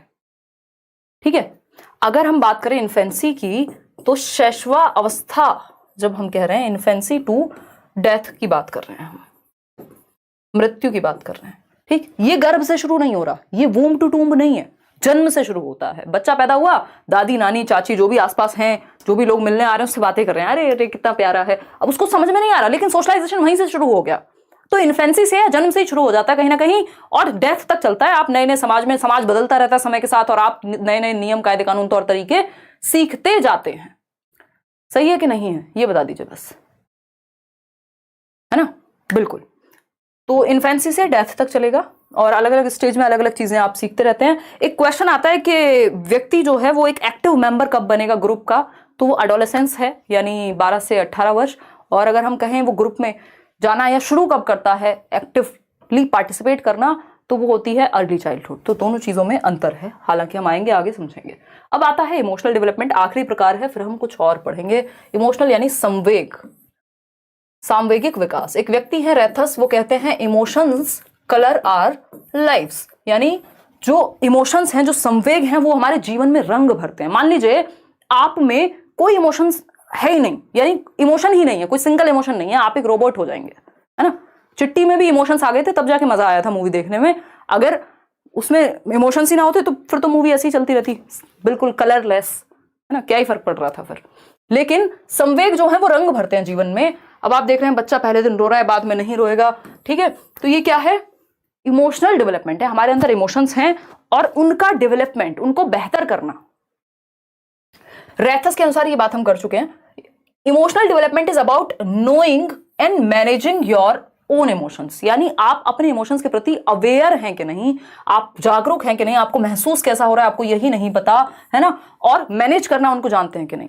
हर जगह तो आप नहीं रो सकते ना, तो ये क्या हुआ, या रो भी सकते हो तो चलो, रोना कोई बुरी बात नहीं है, बट आप इमोशंस मैनेज करना सीख लेते हैं सिचुएशन में. यही इमोशनल डेवलपमेंट है, यही इमोशनल डेवलपमेंट है. Emotions and cognition are interrelated, ये अपने आप में एक टॉपिक है, इसको भी पढ़ेंगे. एक नंबर में आता ही है, हमेशा आता है, संज्ञान और संवेग क्या है, इंटर रिलेटेड हैं. अगर एक लाइन में पढ़ना है तो उसको ऐसे याद रख लीजिएगा, अंतः संबंधित हैं, बाय डायरेक्शनल रिलेशनशिप होता है इनका, अंतः संबंधित हैं. अगर मैं बात करूं किसकी, संज्ञान और संवेग की, ठीक है, कॉग्निशन और इमोशन की यदि मैं बात करूं, तो ये इनका जो रिलेशनशिप है वो बाय डायरेक्शनल है. ये वर्ड ध्यान रखिएगा, पेडागोजी वर्ड्स का खेल है, बहुत घुमाता है ना. बाय डायरेक्शनल यानी द्विदिशीय, यानी एक दूसरे को प्रभावित करते हैं. यूनी डायरेक्शनल नहीं है, याद रखिएगा. यूनी का मतलब होता है सिंपल, सॉरी सिंगल, सिंगल नहीं है कि प्रभावित ही नहीं करते, अलग अलग डायरेक्शन में जाते हैं. बाय मतलब एक दूसरे को प्रभावित करते हैं. जो आपका दिमाग है, आपका संज्ञानात्मक विकास है, आपका सोचना समझना सीखना जानना, और आपके इमोशंस जो हैं, जो आप फील कर रहे हैं, वो एक दूसरे को प्रभावित करते हैं. आपकी थिंकिंग भी प्रभावित होती है. यदि आप बहुत ज्यादा इमोशनल होते हैं, कहा जाता है, तो आप बह जाते हैं. तो उस बहने के टाइम पे खुद को कंट्रोल करना. तो कॉग्निशन इमोशन एक दूसरे को प्रभावित करते हैं, ये बात हमें पता होनी चाहिए. अच्छा, वॉटसन कहते हैं, पेपर में क्वेश्चन पहले पूछा जा चुका है, घुमा फिरा के कहीं से पूछ ले तो आपको पता होना चाहिए. वॉटसन एक व्यक्ति हैं, वैसे तो व्यवहारवाद में आते हैं, बट सीटेट में व्यवहारवाद पढ़ने नहीं बैठना आपको, है ना. तो वॉटसन कहते हैं कि 3 इमोशंस जन्म से हैं हमारे अंदर, फॉल, FAL, ठीक, फियर, एंगर और लव, यानी भय जन्म से है. आप बच्चे को बहुत तेज उछालिए, पहले डरना महसूस करेगा. एंगर यानी क्रोध, वो भी जन्म से है, एंगर. लव, प्रेम, 2.5 आखर प्रेम का. पढ़ के पंडित आपको नहीं होना है, क्योंकि आपको 30 नंबर लाने हैं CDP में. इस टाइम पे थोड़ा सा साइड रख सकते हैं, ठीक है. तो अगर हम बात करें फियर, एंगर और लव, ये क्या है, ये 3 इमोशंस हैं जो बाय बर्थ हैं व्यक्ति में, ऐसा वॉटसन कह रहे हैं. 14 इंस्टिंक्ट और इमोशंस की थियरी दी है विलियम मैकडूगल ने. वो कहते हैं 14 इंस्टिंक्ट होते हैं जिनसे 14 इमोशंस जनरेट होते हैं. उसको आप छोड़ भी सकते हैं, सीटेट के लेवल का काम नहीं है, बट फिर भी आपकी इच्छा हो तो आप जान सकते हैं ऐसे. तो ये फियर, एंगर, लव जन्म से होते हैं. कई बार क्या देगा आपको, 4 ऑप्शन दे देगा. अच्छा, एक और बात ध्यान में रखिएगा, इसमें लव क्या है, एक पॉजिटिव इमोशन है. इस बार बहुत क्वेश्चन आया हुआ है कि कौन सा इमोशन है जो आपको सीखने में मदद करेगा. तो लव एक इमोशन हो सकता है, ड्राइविंग फोर्स है बहुत बड़ा, है ना. लोग IAS वाईएस बन जाते हैं प्यार व्यार के चक्कर में, ठीक. हालांकि एंगर में ही बनते हैं बहुत सारे लोग. तो लव और क्या हो सकता है, प्राइड। प्राइड नेगेटिव वाला नहीं, घमंड वाला प्राइड नहीं, गर्व, जब आप अच्छा महसूस कर रहे हैं, एक्साइटेड हैं अगर आप किसी चीज को लेकर के। बोर्डम क्या हो गया, एक नेगेटिव इमोशन हो गया। इस बार बहुत सारे क्वेश्चन है पेपर में, अगर आप बोर्डम महसूस कर रहा है बच्चा तो भाई सीख नहीं पाएगा, क्योंकि इमोशन और कॉग्निशन जो सीखना है क्लासरूम में वो आपके इमोशन से भी तो प्रभावित होगा, आपको बच्चे के दिल से भी तो जुड़ना पड़ेगा, ठीक है ना। तो लव, प्राइड या और इस तरह के पॉजिटिव इमोशंस जो आपको बिलोंगिंगनेस, सेंस ऑफ बिलोंगिंगनेस हो सकता है, ये पॉजिटिव हैं। जो चीजें नेगेटिव इमोशंस हैं, एंगर, फियर, ये अपने आप में बहुत पॉजिटिव माने नहीं जाते, जरूरी होते हैं सभी तरह के इमोशंस, बट इनको हम पॉजिटिव नहीं मानेंगे, ठीक है। आगे बढ़ते हैं इसी बात पे। चीजें तो इतनी है कि अगर डिस्कस किया जाए तो यही क्लास 8 घंटे की बन जाए, बट देखिएगा आगे बढ़ते हैं। ग्रोथ एंड डेवलपमेंट, वृद्धि एवं विकास का एक बार ये अंतर देख लीजिए, फिर हम चुपचाप से स्टेजेस पे आ जाएंगे। स्टेजेस से कई क्वेश्चन आते हैं पेपर में, ठीक है, मिनिमम 2। देखिएगा कौन है ये देखो, कुछ लोगों को ब्लॉक करने की इच्छा हो रही है मेरी, ऐसी फालतू फालतू बातें मत करो, हैं, मॉडलिंग कर लें हम यहाँ पे, पढ़ने में फोकस नहीं है। ये कौन फांसी फांसी चिल्ला रहा है, कैसी बातें करते हो यार, पढ़ लिया करो। इतनी मेहनत से आपको आइडिया भी नहीं है कि कितनी मेहनत लगती है। कुछ ही लोग शायद इस बात को समझ पाएंगे, काफी मेहनत लगती है ना। कोई भी टीचर जो भी कोशिश कर रहा है ना आपके साथ जुड़ने की, या कोई भी पढ़ाने आ रहा है, अगर सच में टीचर है तो वो मेहनत करता है बहुत। जितना आप पढ़ रहे होंगे शायद उससे ज्यादा मेहनत साथ में या उसके बराबर तो एटलीस्ट करनी ही पड़ रही होगी। तो ये जरूरी है कि उस चीज को रिस्पेक्ट करके हम फोकस करें, ठीक है। चलिए आते हैं, ये हंसी मजाक की बातें इसलिए होती है कि आप पढ़ते भी रहें साथ साथ और थोड़ा सा मूड भी फ्रेश रहे, इसलिए नहीं होती कि सिर्फ हंसी मजाक पे अटक जाएं। ग्रोथ और वृद्धि, जिसको हम कह रहे हैं, व्यापक होता है डेवलपमेंट, लेकिन डेवलपमेंट को हम विकास कहेंगे, ठीक है, विकास कहेंगे। तो ग्रोथ के अंदर डेवलपमेंट के अंदर ही ग्रोथ है, तो जो भी कुछ ग्रोथ में है या मैच्योरिटी भी किसके अंदर आएगी, डेवलपमेंट के अंदर ही आएगी। तो दोनों इससे जुड़े हुए हैं। तो व्यापक है, ब्रॉड डोमेन है, इसमें सब कुछ आ जाएगा, 4 प्रकार हैं। वहीं ये नैरो है, संकुचित है, इसमें सिर्फ शारीरिक पक्ष आते हैं, शरीर की लंबाई चौड़ाई, ये सारी चीजें। मात्रात्मक या परिमाणात्मक परिवर्तन, यानी कि क्वांटिटेटिव चेंजेस, सेकंड पॉइंट है। और यहां पे क्या आएंगे, परिमाणात्मक के साथ साथ गुणात्मक भी आएंगे, यानी क्वालिटेटिव एंड क्वांटिटेटिव बोथ। वृद्धि सामान्यतः शारीरिक परिवर्तन यानी फिजिकल चेंजेस से जुड़ी हुई है, जबकि जो डेवलपमेंट है वो फिजिकल, कॉग्निटिव, सोशल, इमोशनल, यानी आपके मेंटल, सोशल, इमोशंस, कॉग्निशन, इन सब से जुड़ी हुई है। 4 प्रकार हैं विकास के। वृद्धि का मापन सही से किया जा सकता है, यानी हम ठीक से मेजर कर सकते हैं, क्योंकि ये संकुचित है, नैरो है। लेकिन डेवलपमेंट का असेसमेंट होता है बहुत केसेस में, आप एग्जैक्टली नहीं माप सकते कि सामने वाले में विकास हुआ है, यानी समझ बेहतर हुई है, इमोशनली अच्छा हुआ है, तो कितने % हुआ है, तो आप आकलन करते हैं उसका। संरचनात्मक यानी स्ट्रक्चरल चेंजेस आते हैं वृद्धि में, जबकि फंक्शनल चेंजेस आते हैं विकास में। क्लियर है बात या नहीं है, फटाफट से बता दीजिए, ठीक। चलिए आगे बढ़ते हैं, ठीक। देखिएगा स्टेजेस ऑफ डेवलपमेंट, कोशिश कीजिए लाइव ही अटेंड करें सेशन, बाद में कई लोगों की मजबूरी होती है क्योंकि उनको जल्दी सोना होता है या चीजें, बट लाइव क्लास में एक एनर्जी बनी रहती है। विकास के चरण पे आते हैं। विकास के चरण अगर आप देखेंगे तो इसमें 4 ही चरण हैं जो आपके काम के हैं। इन्फेंसी यानी शैशवावस्था, जन्म से 2 वर्ष। अर्ली चाइल्डहुड, पूर्व बाल्यावस्था, 2 से 6 वर्ष। लेटर चाइल्डहुड, उत्तर बाल्यावस्था, 6 से 12 वर्ष। एडोलेसेंस यानी किशोरावस्था, 12 से 18 वर्ष। हर पेपर में क्वेश्चन इससे आते हैं, स्पेशली जो लोग पेपर 2 दे रहे हैं वो 12 से 18 वर्ष पे ज्यादा फोकस भी करें। कम से कम भी एक क्वेश्चन तो सिर्फ डायरेक्ट इसी से आ जाएगा कि अर्ली चाइल्डहुड का टाइम पीरियड क्या है, आप कहेंगे 2 से 6, ठीक है। लेटर चाइल्डहुड का क्या है, आप कहेंगे 6 से 12। अच्छा, इसमें एक मध्यस्थ भी निकाल देते हैं, मिडिल चाइल्डहुड, तो उस केस में आपको ध्यान रखना है या तो 6 से 11 या 6 से 8, बीच की कोई स्थिति निकाल लेनी है। इन दोनों के कोई फिक्स नहीं होता, उसमें बहुत सारे लोगों ने मिडिल चाइल्डहुड को अलग अलग तरीके से कहा हुआ है, बट अगर पूछे तो अर्ली चाइल्डहुड 2 से 6, इन्फेंसी जन्म से 2, लेटर चाइल्डहुड 6 से 12 और एडोलेसेंस 12 से 18। इन सबको एक एक करके समझेंगे। एडोलेसेंस को अगर WHO की माने, वर्ल्ड हेल्थ ऑर्गेनाइजेशन की माने, तो 10 से 19 वर्ष तक की जो आयु है वो किशोरावस्था के अंतर्गत आती है। एक और चीज, इन्फेंसी से पहले भी एक स्टेज होती है जिसको प्रेगनेंसी पीरियड या कॉन्सेप्शन पीरियड आप कह सकते हैं, कि बच्चा गर्भ में होगा। प्री नेटल पीरियड यानी प्रसव पूर्ण अवस्था कहते हैं, सीटेट में बहुत ज्यादा नहीं आता इससे। इस अवस्था में बच्चा गर्भ में यानी माँ के पेट में ही होता है, और गर्भाधान का जो समय है वो 9 महीने है, जन्म से 9 महीने 10 दिन का समय लगभग होता है, 280 दिन या 38 से 40 सप्ताह। जन्म के समय जो नॉर्मल भार है वो 2.5 से 3 किलो होता है, बट ये सब आपके काम का नहीं है। और 25% यानी 1/4 बच्चे के मस्तिष्क का जो है वो साइज होता है जन्म के समय बॉडी के। अब आते हैं सबसे पहले इन्फेंसी को पढ़ेंगे, यहां से क्वेश्चंस आपको देखने को मिलते हैं। इन्फेंसी क्या कहता है? जन्म से 2 वर्ष है, एक तो इसका जो काल है ये 0 to 2 ईयर्स, 0 डेज में नहीं है बट ईयर्स के टाइम में ये 0 ही रहेगा, क्योंकि जब तक 365 दिन नहीं होंगे हम इसको 0 ही कहेंगे। ज्ञानेंद्रिया यानी सेंसेस जो हैं, या तो बर्थ टू 2 ईयर्स लिख लीजिएगा या 0 to 2 ईयर्स। बच्चा अपने सेंसेस से सीखता है, जो भी उसकी आंखों से दिख रहा है, जो भी आपके हाथों से वो टच करेगा, जो भी जैसे भी आसपास की चीजें हैं उनको टच और फील करके वो सीखता है, अपने सेंसेस से दुनिया की समझ बनाता है। कोई चीज गर्म है तो हाथ हटा लेगा पीछे, ये हम प्याजे में भी पढ़ने वाले हैं। मोटर एक्शंस, गतिक क्रियाएं करके, ये प्याजे ने भी कहा है। सेंसिटिव पीरियड है, खतरा थोड़ा सा रहता है, हजार्डस कह सकते हैं, सेंसिटिव से भी ज्यादा आप हजार्डस पीरियड कह सकते हो, क्योंकि जो सबसे ज्यादा डेथ्स होती हैं वो इसी स्टेज में होती हैं, लगभग 1 महीने तक जन्म के बाद, क्योंकि बच्चा गिर गया, कोई बीमारी हो गई, कुछ भी खतरनाक है अपने आप में। फिजिकल डेवलपमेंट और मेंटल डेवलपमेंट भी फास्ट होता है, यानी सभी प्रकार का विकास इन्फेंसी में तेज ही होता है। अगर हम बात करें अर्ली चाइल्डहुड में और तेज हो जाता है अर्ली चाइल्डहुड। अब आते हैं अर्ली चाइल्डहुड पे, ये क्या है भाई? अर्ली चाइल्डहुड है पूर्व बाल्यावस्था, यानी चाइल्डहुड से पहले।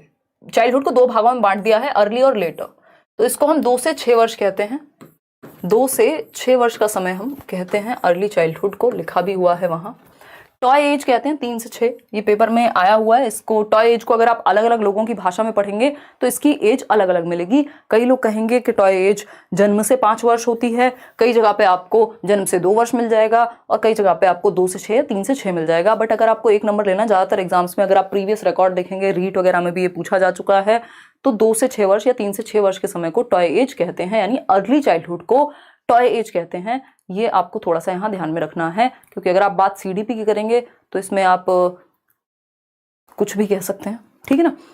तो खिलौना आयु यानी टॉय एज, प्ले एज भी इसी को कहते हैं। एरिक एरिक्सन भी यही कह रहे हैं कि ये क्या है? प्ले एज है, ठीक, प्ले एज है।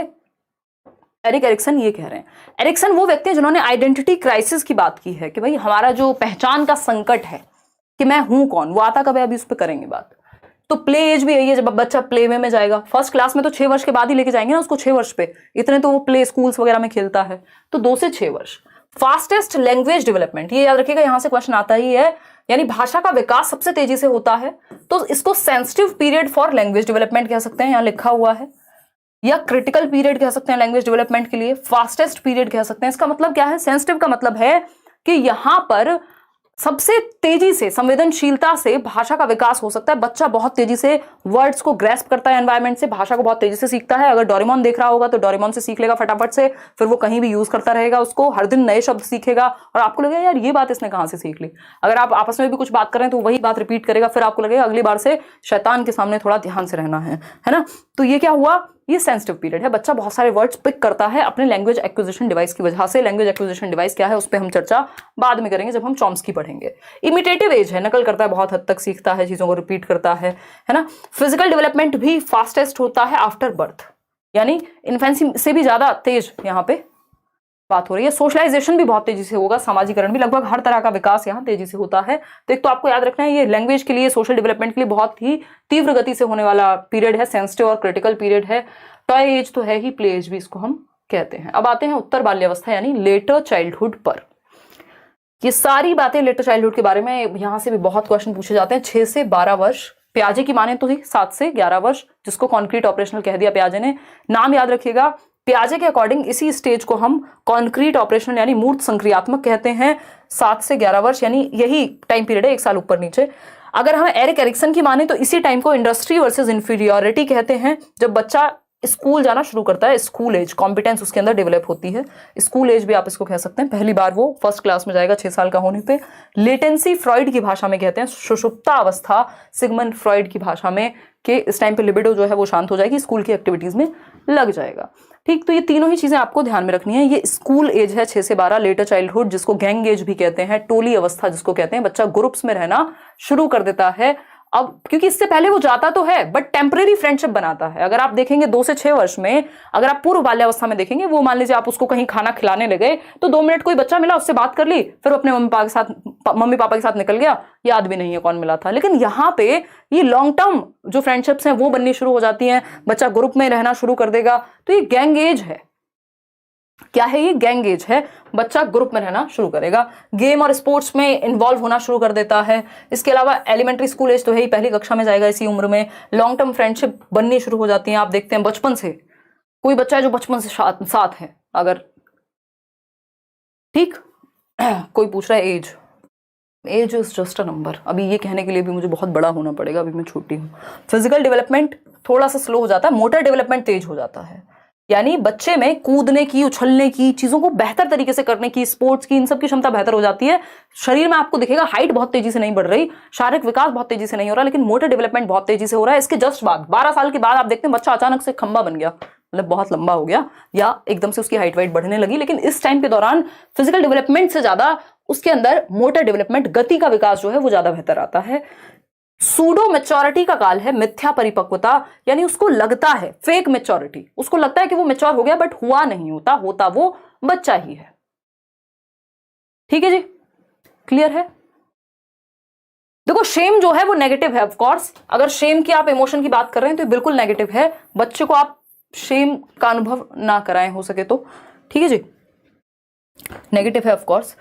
तो अगर हम बात करते हैं, ये सारी बातें हम कर ही चुके हैं, अब और क्या ही बात करेंगे। तो ये सब बातें हैं, ये नोट्स फ्री हैं, किसी को पैसे मत दे देना इन नोट्स के लिए, मैंने टेलीग्राम पर डाले हुए हैं। और अब आते हैं एडोलेसेंस पे। एडोलेसेंस क्या कहता है समझते हैं। एडोलेसेंस क्या कहता है ये समझने का प्रयास करते हैं। 10:30 बज गए, कई लोग तो नींद में बौरा गए होंगे अब तक।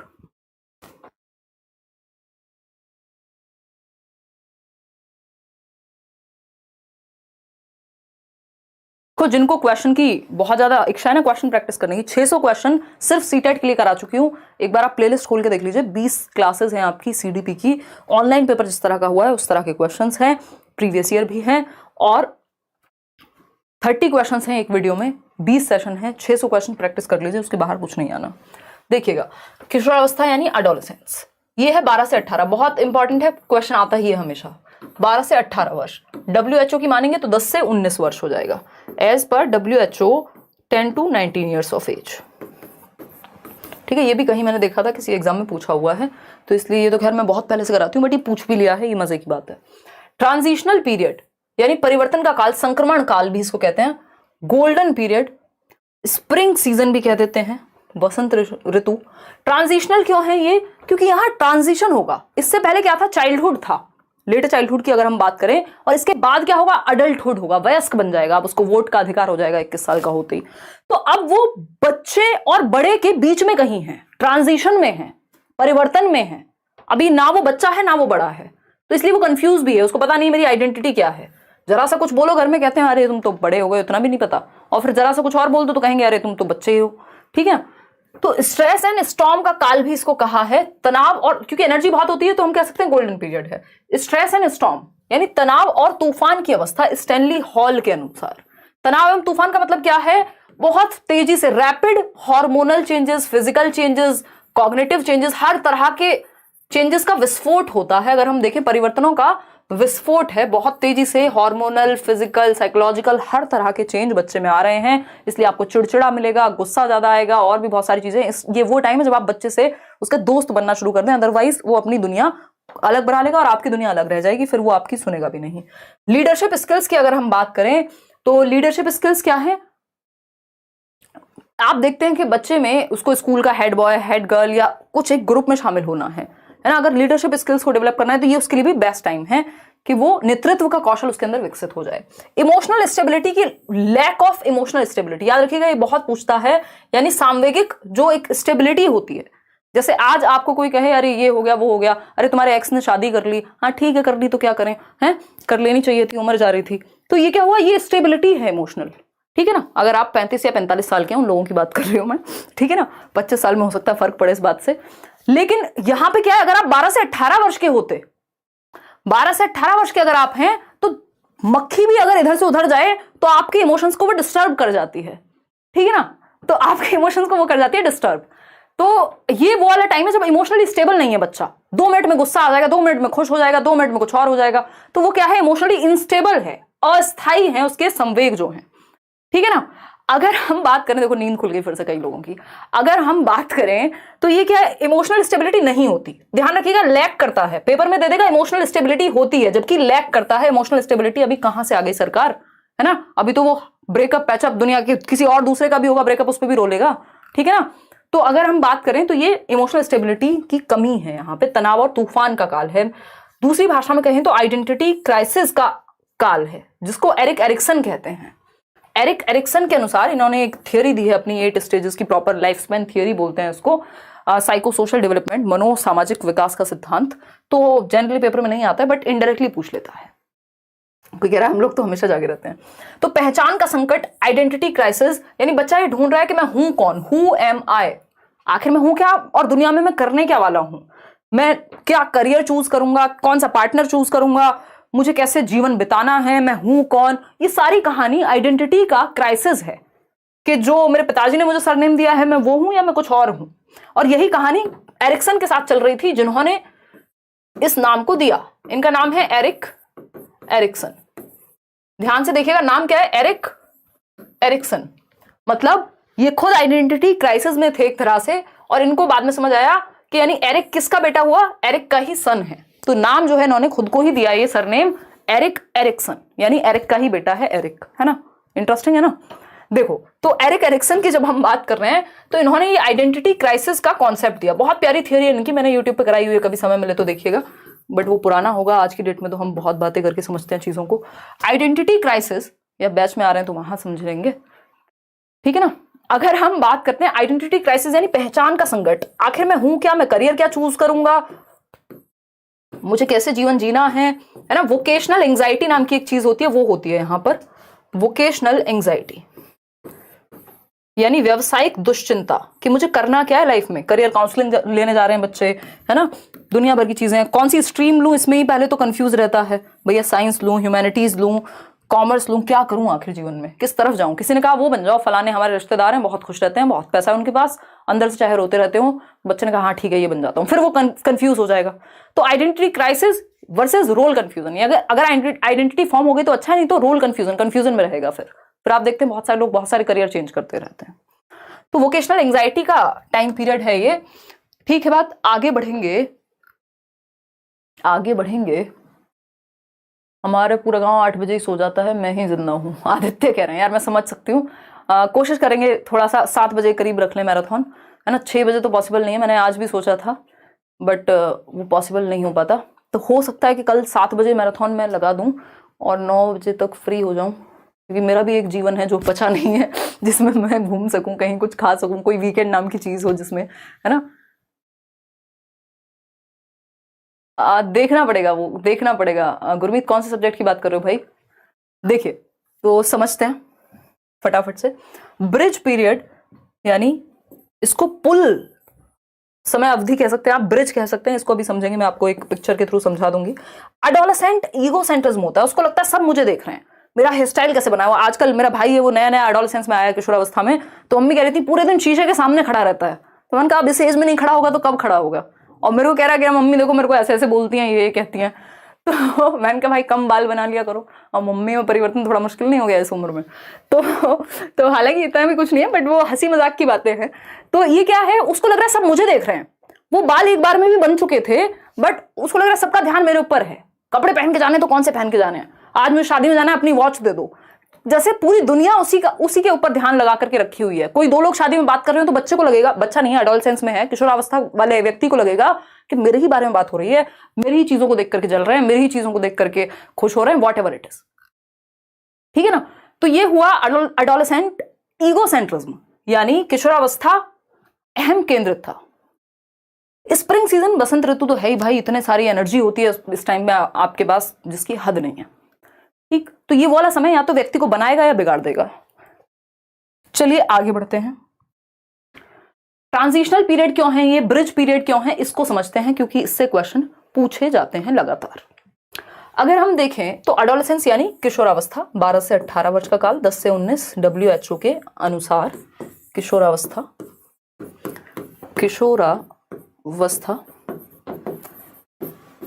एडोलेसियर से आया है ये बेसिकली जो वर्ड है, टू ग्रो टू मेच्योरिटी, जिसका मतलब होता है अब मैं पता नहीं क्यों इतने डिटेल में जा रही हूँ, बट ठीक है, पढ़ लो यार, नुकसान नहीं होगा। एडोलेसिया से ये वर्ड आया जिसका मतलब होता है to grow to maturity, to grow to maturity, यानी परिपक्वता की ओर आप बढ़ रहे हैं, अभी हुए नहीं है परिपक्व, ठीक है। तो ये एक बात है। इधर है अडल्टहुड, यानी 21 साल के बाद या 18 साल के बाद अगर आप देखेंगे तो आप अडल्ट कहला रहे हैं, वयस्क बन जाएंगे आप। और इससे पीछे क्या है, चाइल्डहुड, लेटर चाइल्डहुड, जिसमें हम पढ़ के आए कि 12 साल से पहले पहले तक, 6 से 12 वाला जो टाइम है वो चाइल्डहुड का टाइम है।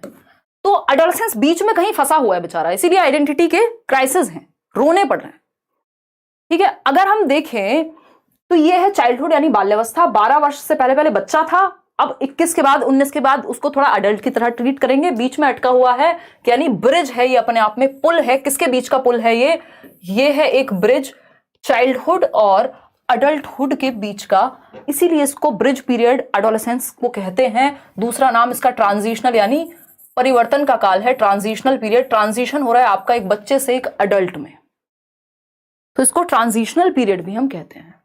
क्लियर है बात या नहीं? क्लियर है या नहीं है बताओ एक बार, सबको क्लियर है ये बात? चलिए आगे बढ़ते हैं। स्टैनली हॉल ने क्या कहा है इसको, तनाव एवं तूफान का काल है।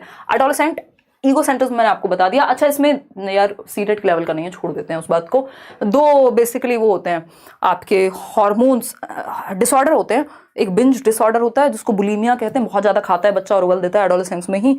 और एक होता है आपका एनोरेक्सिया नर्वोसा, बहुत कम खाती हैं लड़कियां क्योंकि उनको लगता है उनका जो वेट है वो बढ़ रहा है। ये दोनों जो डिसऑर्डर हैं वो भी एडोलेसेंस के ही डिसऑर्डर्स हैं। अब आते हैं नेक्स्ट टॉपिक जो है आपका हेरिडिटी एंड एनवायरनमेंट। इससे भी क्वेश्चन निश्चित रूप से आता है, चाहे केंद्रीय विद्यालय हो, सीटेट हो, कोई और दुनिया का पेपर हो जहाँ पे टीचिंग की तैयारी हो रही हो। हेरिडिटी एंड एनवायरनमेंट यानी आनुवांशिकता एवं वातावरण, ठीक है। ये क्या है, हेरिडिटी को हम कहते हैं कि ये नेचर का पार्ट है, यानी प्रकृति पोषण विवाद भी कह देते हैं। इस पे बहुत ही ज्यादा लड़ाइयां भी होती हैं मनोवैज्ञानिकों के बीच, चाइल्ड साइकोलॉजिस्ट के बीच, कि भाई नेचर ज्यादा जरूरी है या नर्चर ज्यादा जरूरी है।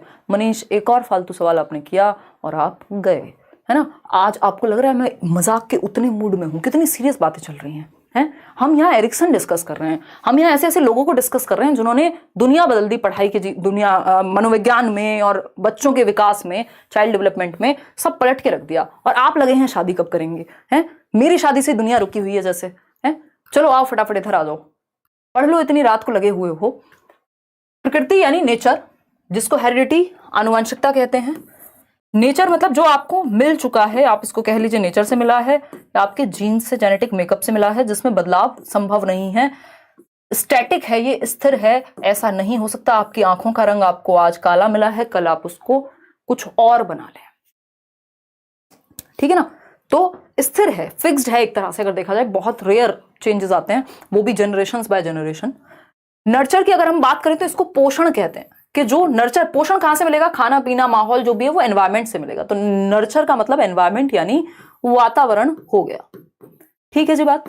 वातावरण एक डायनामिक फैक्टर है, परिवर्तनशील है। आज आप गांव में रहते हैं, कल आप शहर में जा सकते हैं, कल आप शहर में रहेंगे, परसों गांव में जा सकते हैं, और गांव से अमेरिका जा सकते हैं, अमेरिका से रूस, रूस से जहां चाहें घूम सकते हैं पूरी दुनिया, और फिर वापस से गांव आ सकते हैं। तो ये क्या हुआ, डायनामिज्म है, परिवर्तन है। जैसे डेवलपमेंट भी क्या, एक चेंज की प्रोसेस है,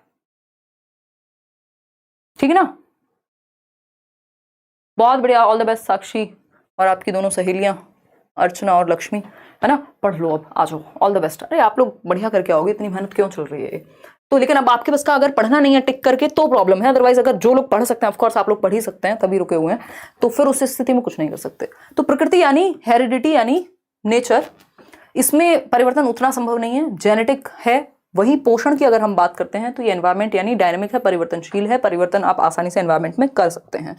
अब कई लोग कहते हैं हेरिडिटी ज्यादा इंपॉर्टेंट है यानी नेचर ज्यादा इंपॉर्टेंट है, कई लोग कहते हैं नर्चर ज्यादा इंपॉर्टेंट है यानी पोषण ज्यादा इंपॉर्टेंट है, एनवायरमेंट ज्यादा इंपॉर्टेंट है। देखिए, अगर हेरिडिटी नहीं होगी तो एनवायरमेंट कितना भी अच्छा दे लीजिए, मान लीजिए एक बच्चे का बिल्कुल बुद्धि लब्धि एकदम इडियट वाली है, मतलब उसका जो है मानसिक विकास बिल्कुल रिटार्डेड है, तो एनवायरमेंट बहुत अच्छा देके भी बहुत ज्यादा परिवर्तन नहीं आ जाएगा। और अगर मान लीजिए हेरिडिटी बहुत अच्छी है और एनवायरमेंट एकदम खराब मिल गया, तो जिसको साइंटिस्ट बनना था वो चोर या टेररिस्ट भी बन सकता है।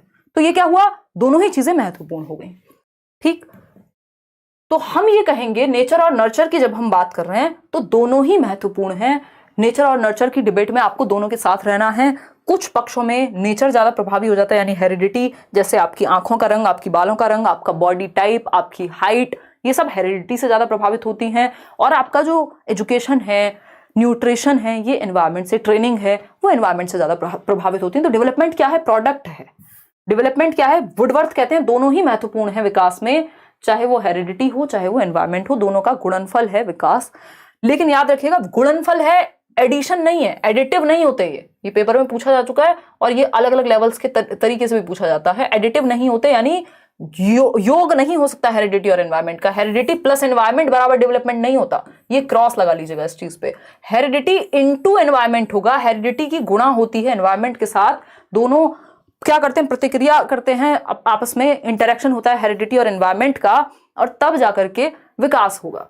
तो डेवलपमेंट बराबर हेरिडिटी इनटू एनवायरमेंट। अब इसमें ऐसा नहीं कि 50% रोल जो है हेरिडिटी का है, 50% एनवायरमेंट का है। अगर ऐसा होता तो फिर ये एडिटिव हो जाते, इनमें योग संभव था। फिर तो 50% हेरिडिटी 50% एनवायरमेंट बन गई चाय। ऐसा थोड़ी है, कॉम्प्लेक्स इंटरप्ले है, जटिल पारस्परिक क्रिया है। कुछ क्षेत्र में हेरिडिटी बहुत ज्यादा प्रभावी हो जाती है, कुछ में एनवायरमेंट ज्यादा प्रभावी हो जाता है। ठीक है ना? अगर आप एजुकेशन की बात कर रहे हैं तो फिर एनवायरमेंट मैटर ज्यादा करेगा। अगर हम हेरिडिटी की बात कर रहे हैं तो आपका जो इंटेलिजेंस का स्तर है वो हेरिडिटी से ज्यादा प्रभावित होगा। हेरिडिटी क्या है? फिक्स्ड है, स्टैटिक है, स्थायी है। एनवायरमेंट डायनेमिक और चेंजेबल है, यानी परिवर्तनशील है। Heredity can be best viewed, हम हेरिडिटी को देख सकते हैं जो एक रेंज सेट करती है। हेरिडिटी एक बेस तैयार कर देती है, केवीएस में पूछा जा चुका है।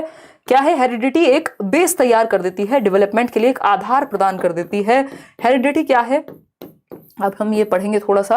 हेरिडिटी लोअर लिमिट और अपर लिमिट सेट कर देती है डेवलपमेंट के लिए, बीच में आप एनवायरमेंट की वजह से खेलते रहते हैं, है ना? तो एक लिमिट तय करने में या बेस देने का काम करती है हेरिडिटी। अगर आप हेरिडिटरी बिल्कुल ही ठीक स्थिति में नहीं है, मानसिक विकास आपका बिल्कुल ही जड़ बुद्धि है, तो उस स्थिति में बहुत ही मुश्किल है कि आपको कितना भी अच्छा एनवायरनमेंट देके गिफ्टेड बना दिया जाए, वो फिर पॉसिबिलिटी नहीं हो पाएगी।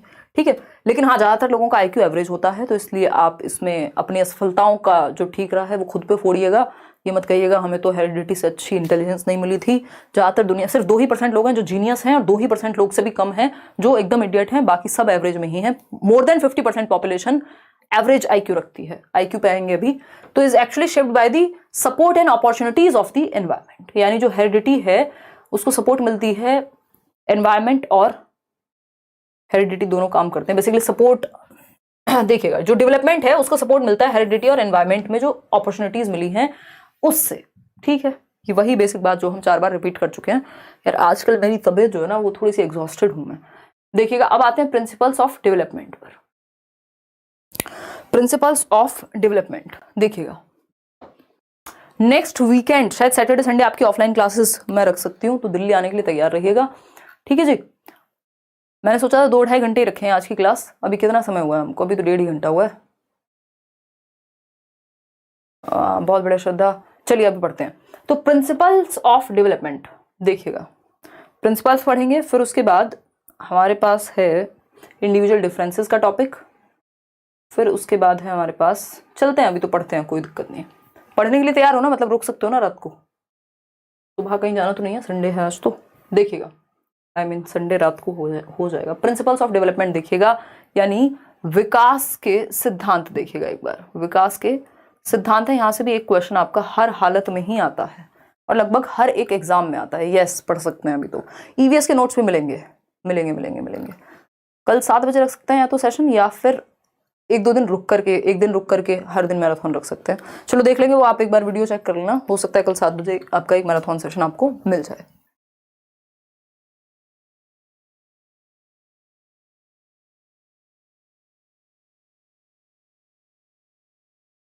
चलिए बहुत बढ़िया, अभी तो जगे हुए हैं आप।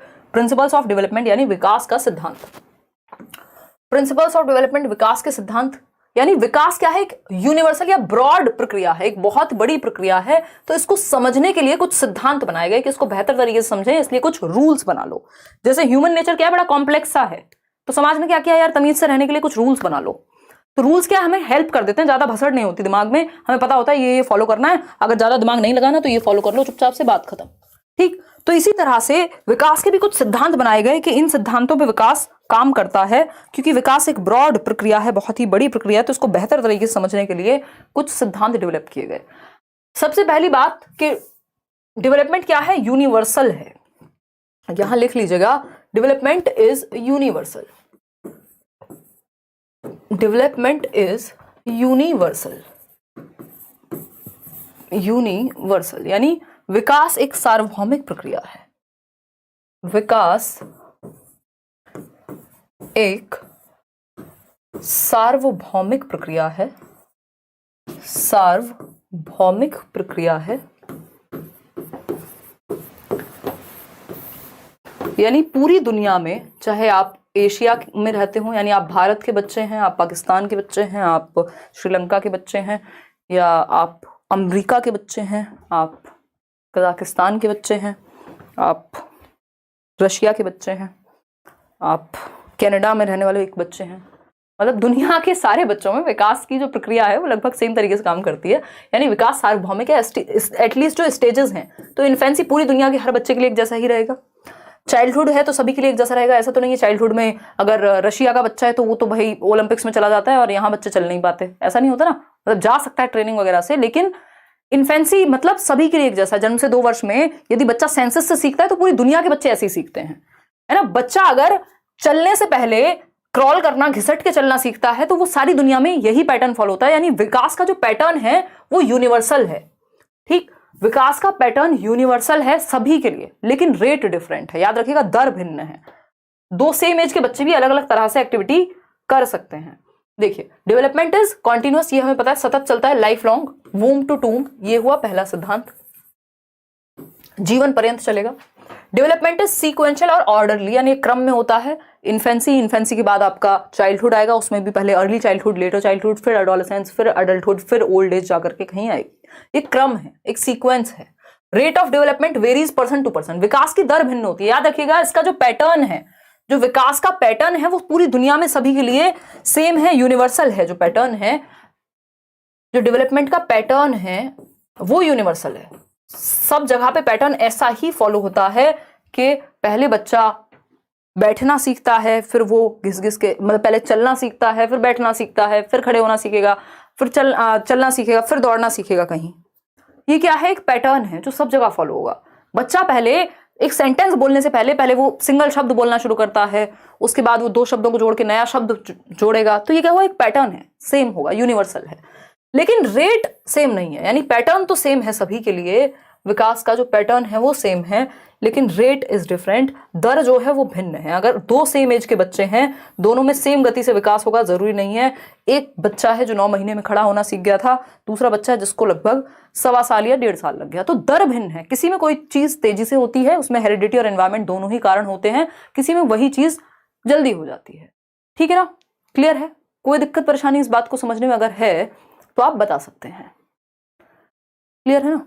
चलिए, तो रेट इज डिफरेंट, याद रखिएगा, ये बहुत इसमें कंफ्यूजन होती है। रेट डिफरेंट है, दर जो है वो भिन्न है, पेस जो है वो भिन्न है। भाषा बदल दे उससे कोई फर्क नहीं पड़ता, है ना। पेस डिफरेंट हो सकता है, लेकिन स्टेजेस सेम है, पैटर्न सेम है, पूरी दुनिया के लिए यूनिवर्सल है, सार्वभौमिक है। ये छोटी छोटी बातें हैं जो आपको बड़े बड़े नंबर बचाएंगी। ठीक, आगे बढ़ते हैं। डेवलपमेंट जो है वो प्रोसीड करता है जनरल टू स्पेसिफिक, सामान्य से विशिष्ट की ओर जाता है विकास। सामान्य से विशिष्ट की ओर जाता है। पहले बच्चा जनरल एक्टिविटीज करता है, यानी हाथ पांव पूरे शरीर से रोएगा भी तो, या अगर किसी सामान को पकड़ना है, बॉल पकड़ाओगे ना, वो ऐसे पकड़ेगा पूरे हाथों का यूज करके, पूरी आर्म्स का यूज करके। बाद में तो आप ऐसे कैच कर लेते हैं। ये क्या हुआ, स्पेसिफिक एक्टिविटी। पहले पेन पूरे हाथ से पकड़ रहे थे, अभी आप सिर्फ एक फिंगर और थंब का यूज करके पकड़ लेते हैं, तो इसी को सामान्य से विशिष्ट कहेंगे। Growth and development is a product of heredity and environment, यानी विकास किसका गुणनफल है, आनुवांशिकता और वातावरण का। हम जो भी हैं, तीसरा फैक्टर ही नहीं है, या तो हमें एनवायरमेंट से मिला होगा या हेरिडिटी, या इन दोनों का इंटरेक्शन होगा। ठीक है ना, ऐसा नहीं हो सकता आपकी जो भी इंटेलिजेंस का स्तर है या तो एनवायरमेंट या तो हेरिडिटी, कोई और तीसरी चीज तो है नहीं, इन दोनों का ही प्रोडक्ट है। डेवलपमेंट प्रिडिक्टेबल होता है, यानी पूर्वानुमान लगाया जा सकता है। भारतवर्ष में एक कहावत जो है वो बहुत ही फेमस है कि पूत के पांव पालने में दिख जाते हैं, यानी पुत्री के भी दिख ही जाते होंगे, बट ऐसे ही चलता है समाज, जनरली बदल जाएगा समय के साथ। तो ये क्या हुआ कि मतलब आप बच्चे को, इसका कुल मिला के अर्थ ये है कि आप बचपन में ही देख सकते हैं जो उसकी एक्टिविटीज है, उस आधार पे आप अनुमान लगा सकते हैं कि विकास ये इस तरह की स्थिति में या इस चीज में ज्यादा इंटरेस्ट रखता है तो उसको इधर भेज सकते हैं। या फिर ये भी पूर्वानुमान लगा सकते हैं कि बच्चा बैठना सीखेगा, क्रॉल करना सीखेगा, या वॉकिंग पहले सीखेगा, उसके बाद वो जंपिंग सीखेगा, उसके बाद वो रनिंग सीखेगा। ये क्या है, एक अनुमान है, क्योंकि एक पैटर्न है ना, तो पैटर्न की वजह से हम क्या एक अनुमान लगा सकते हैं कि विकास की प्रक्रिया चलती कैसे है।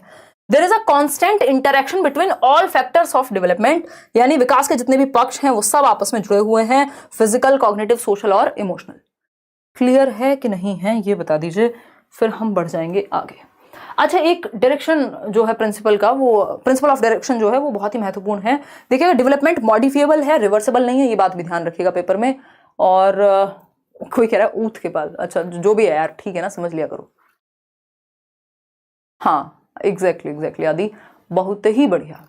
देखिएगा, अगर हम बात करते हैं यहाँ पे प्रिंसिपल ऑफ डायरेक्शन की, तो प्रिंसिपल ऑफ डायरेक्शन क्या कहता है भाई, दिशा का सिद्धांत है, यानी विकास की एक दिशा होती है जिसको फॉलो करता है वो। इसमें दो सिद्धांत हैं दिशा में, एक है सेफेलोकॉर्डल यानी सिरोध पदोन्मुखी या लंबवत या लॉन्गिट्यूडिनल विकास, इसको हम कहते हैं। लॉन्गिट्यूड समझते हैं ना, लंबवत, जब आप गणित में पढ़ते होंगे एक लॉन्गिट्यूड होता होगा जिसको हम लंब बोलते थे ना, और ये एक बेस होता था, फिर हाइपोटेन्यूज होती थी, कर्ण जिसको बोलते थे। तो ये क्या है, लंबवत मतलब स्ट्रेट, टॉप टू डाउन, ठीक है ना, टॉप टू डाउनवर्ड्स चलेगा, हेड टू टो जाएगी, विकास की एक दिशा है जिसको हम सेफेलोकॉर्डल, सेफेल का मतलब है खोपड़ी, कॉर्डल मतलब जो आप नीचे की तरफ जुड़ा हुआ हिस्सा है। तो पहले बच्चा अपना सर संभालना यानी अपनी गर्दन संभालना सीखेगा, और जन्म के समय भी आप देखते हैं सर का ही भार ज्यादा है, तो पहले सर विकसित होगा, फिर आप गर्दन संभालना सीखते हैं, फिर नीचे के पार्ट पे कंट्रोल आता है, फिर खड़े होना सीखते हैं, फिर जाकर के चलना सीखते हैं। तो हेड टू टो यानी सर से पैर की ओर, पैर के अंगूठे, टो का मतलब यहां हो गया सर से पैर की ओर विकास की दिशा जाती है, यानी मैं कहूं इसको टॉप टू डाउनवर्ड्स, लॉन्गिट्यूडिनल लंबवत कह सकते हैं इसको हम, सेफेलोकॉर्डल, सेफेल यानी खोपड़ी से, ठीक, गर्दन संभाली, फिर धीरे धीरे टॉर्सो पे कंट्रोल आएगा। अब आते हैं प्रॉक्सिमो डिस्टल, दूसरी दिशा है प्रॉक्सिमो डिस्टल, नियर टू फार यानी केंद्र से बाहर, पेरिफेरी, पेरिफेरी मतलब centre, proximity, proximo distal, distal का मतलब है फार, तो नियर टू फार यानी समीप से दूर की ओर। समीप क्या है, आपका हार्ट, आपकी स्पाइनल कॉर्ड जो सेंटर है आपकी बॉडी का वो समीप है, और उससे बाहर की ओर कंट्रोल आता है, आपके इन शोल्डर्स पर, या मैं कहूं इसके बाद आपकी आर्म्स पर कंट्रोल आता है, आर्म्स के बाद आपका हाथों पर कंट्रोल आता है, हाथों के बाद आपका उंगलियों पर कंट्रोल आता है।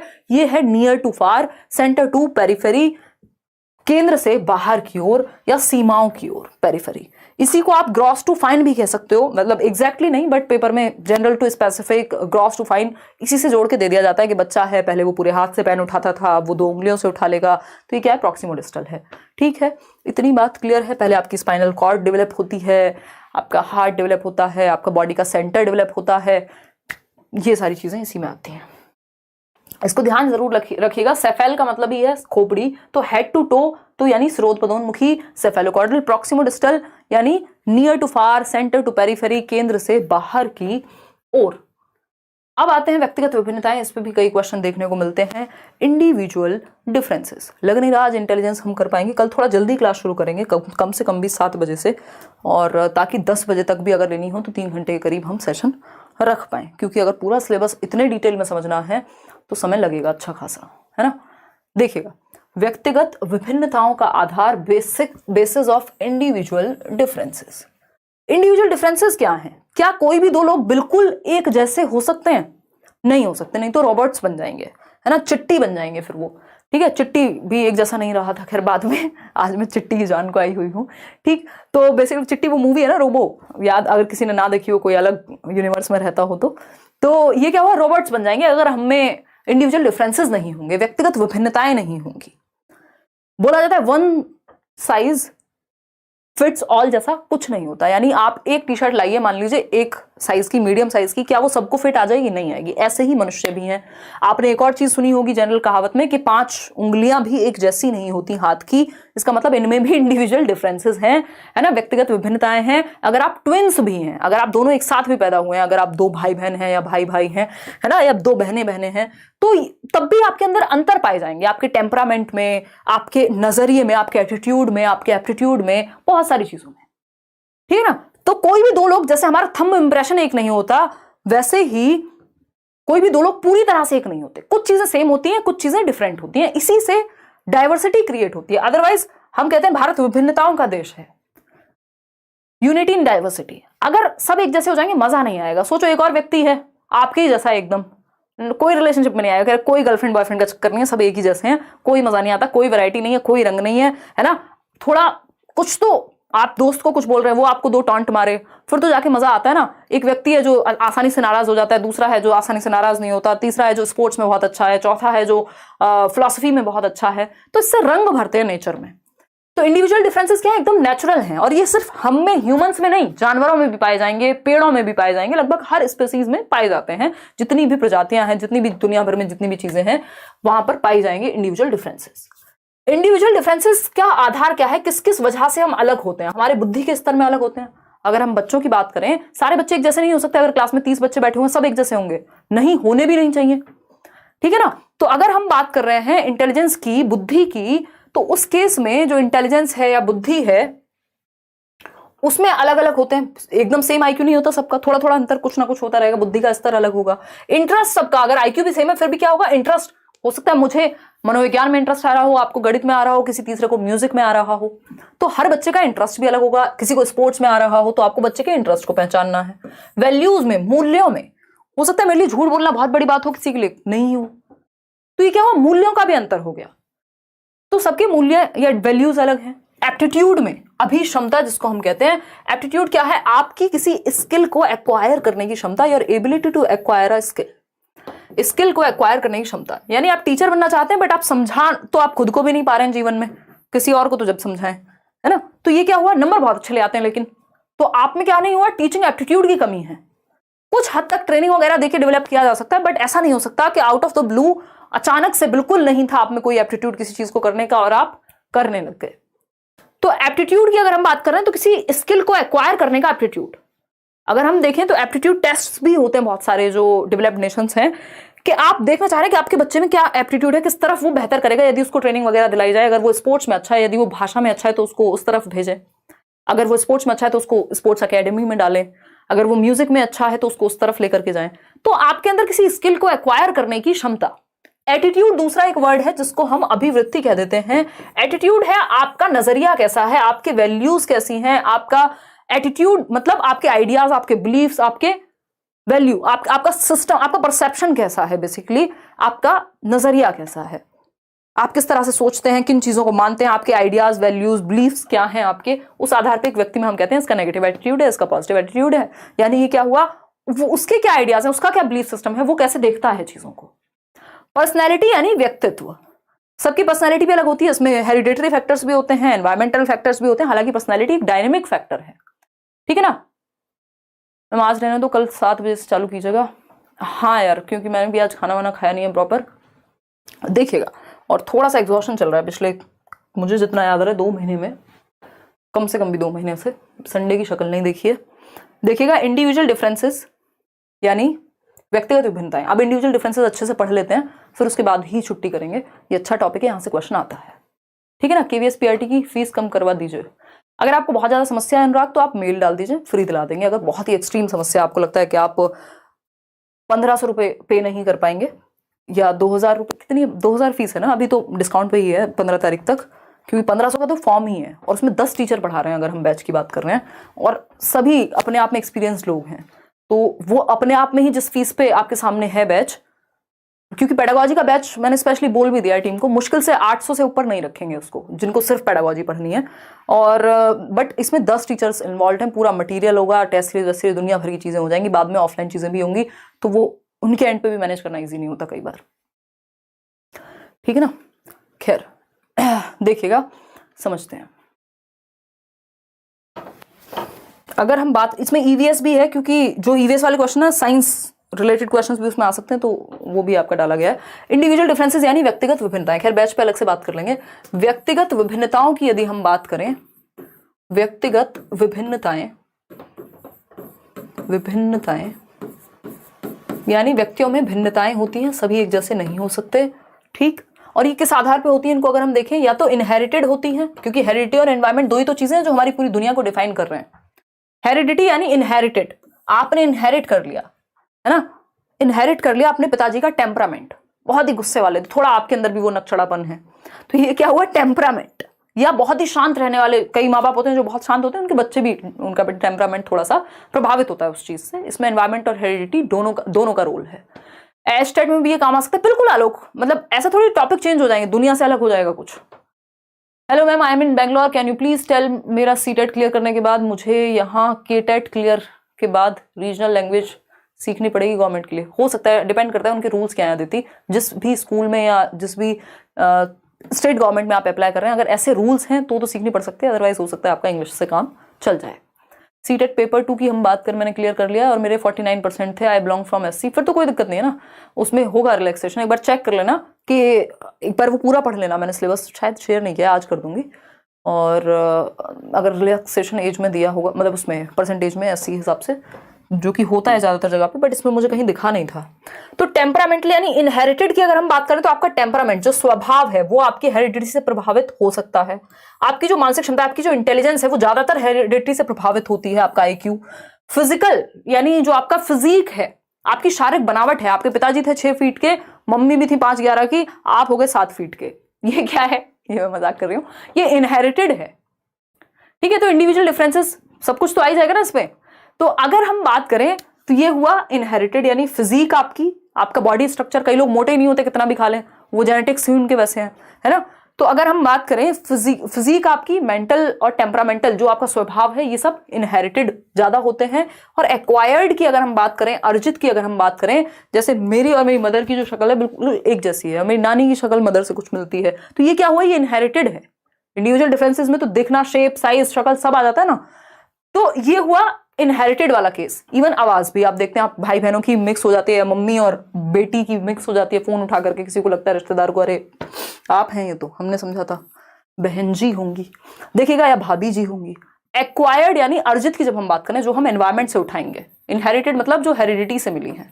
तो अगर हम एक्वायर्ड की बात कर रहे हैं तो इसमें सोशल फैक्टर्स, जिस सोसाइटी, जिस समाज में हम रह रहे हैं, अगर हम आसपास का माहौल ही ऐसा है जहां गोली कट्टे बंदूक सब चलते हैं रोज, तो वहां अलग तरह का सोशल डेवलपमेंट होगा, है ना।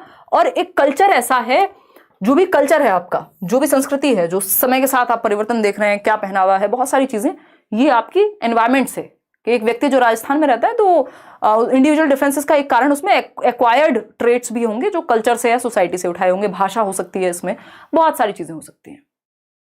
आज तो पूरे घर वाले शादी में गए, लेकिन हम नहीं गए आपकी क्लास की वजह से। शालिनी बिल्कुल दिल खुश कर दिया आपने, मेरी मेहनत को सफल बना दिया, अदरवाइज मेरे पैर की मूछ अभी तक भी ठीक नहीं हुई है ना। लेकिन मुझे अभी आजकल मैं उस मोड में हूँ कि कुछ भी नजर नहीं आ रहा कि थके हो, हाँ रहो थके हुए। मैं सोती हूँ तो आसपास नोट्स बिखरे हुए होते हैं, हाईलाइटर्स, पेन, लैपटॉप, आईपैड सब बिखरा हुआ होता है, मुझे बड़ा मजा आता है ना। तो ये बहुत ही खुशी की बात है, इस चीज के लिए अपने आप को धन्यवाद दीजिए। सीखना और सिखाने की प्रक्रिया जिसमें आप हैं, टीचर बनने भी जा रहे हैं, इससे और प्योर और इससे बढ़िया चीज दुनिया में है नहीं, अगर देखेंगे आप तो। बाकी सारी चीजें सेकेंडरी है। तो कल्चर यानी संस्कृति, ये भी आप एक्वायर करते हैं भाई, जहां जन्म हो गया वहीं, जैसे सोसाइटी में आप हो गए। अब मिर्जापुर के माहौल में होंगे तो वहां से जैसे बन जाएंगे, जरूरी नहीं सब वैसे ही बने, बट डाइवर्सिटी यानी ये एक्वायर्ड हो सकते हैं। एजुकेशनल क्या है, जो एजुकेशन आप ले रहे हैं वो भी एनवायरमेंट से एक्वायर्ड है, हेरिडिटी के साथ थोड़ी पैदा हुई है। पिताजी गए थे सरकारी स्कूल में, आपको भेज रहे हैं कॉन्वेंट में, ठीक। तो एजुकेशनल भी एनवायरमेंट, और इमोशनली भी हम बहुत सारी चीजें एक्वायर कर लेते हैं। घर में लड़ाई झगड़ा, सेक्सुअल अब्यूज, कोई और अब्यूज, या फिर बहुत ही हेल्दी एनवायरमेंट अगर इमोशनली मिला है तो ये भी एक्वायर कर लिया बच्चे ने। तो ये एक्वायर्ड होते हैं और इनहेरिटेड होते हैं, इनके दोनों के अंतर मैंने आपको बता दिए हैं, ध्यान में रखना जरूर है। अपना ध्यान भी दिया कीजिए। आयुष देंगे ध्यान, अभी 2 महीने जिम नहीं जा पाई हूँ, जाऊंगी अब। एक बार आप लोगों को निपटा दो, आई मीन निपटाने का मतलब सीटेट, और फिर केवीएस तैयार है, तो मतलब लग नहीं रहा है कि कहीं भी शांति है अभी, बट ठीक है मैनेज हो जाएगा, मतलब डोंट वरी। देखिएगा, व्यक्तिगत विभिन्नताएं यानी इंडिविजुअल डिफरेंसेस। देखिए, इंडिविजुअल डिफरेंसेस दुनिया की प्रत्येक प्रजाति में पाए जाते हैं, कोई भी प्रजाति एक जैसी नहीं होती, सब में अंतर होते हैं। बंदर भी हैं अगर दो तो बिल्कुल एक जैसे नहीं होंगे, अगर दिखते भी एक जैसे होंगे तब भी अंदर तो कोई ना कोई अंतर पाया जाएगा। उनमें किसी ना किसी स्तर पर विभिन्नताएं पाई जाती हैं, सही बात है। इंडिविजुअल डिफरेंसेस या वेरिएशंस क्या है, कॉमन है सभी स्पीसीज में।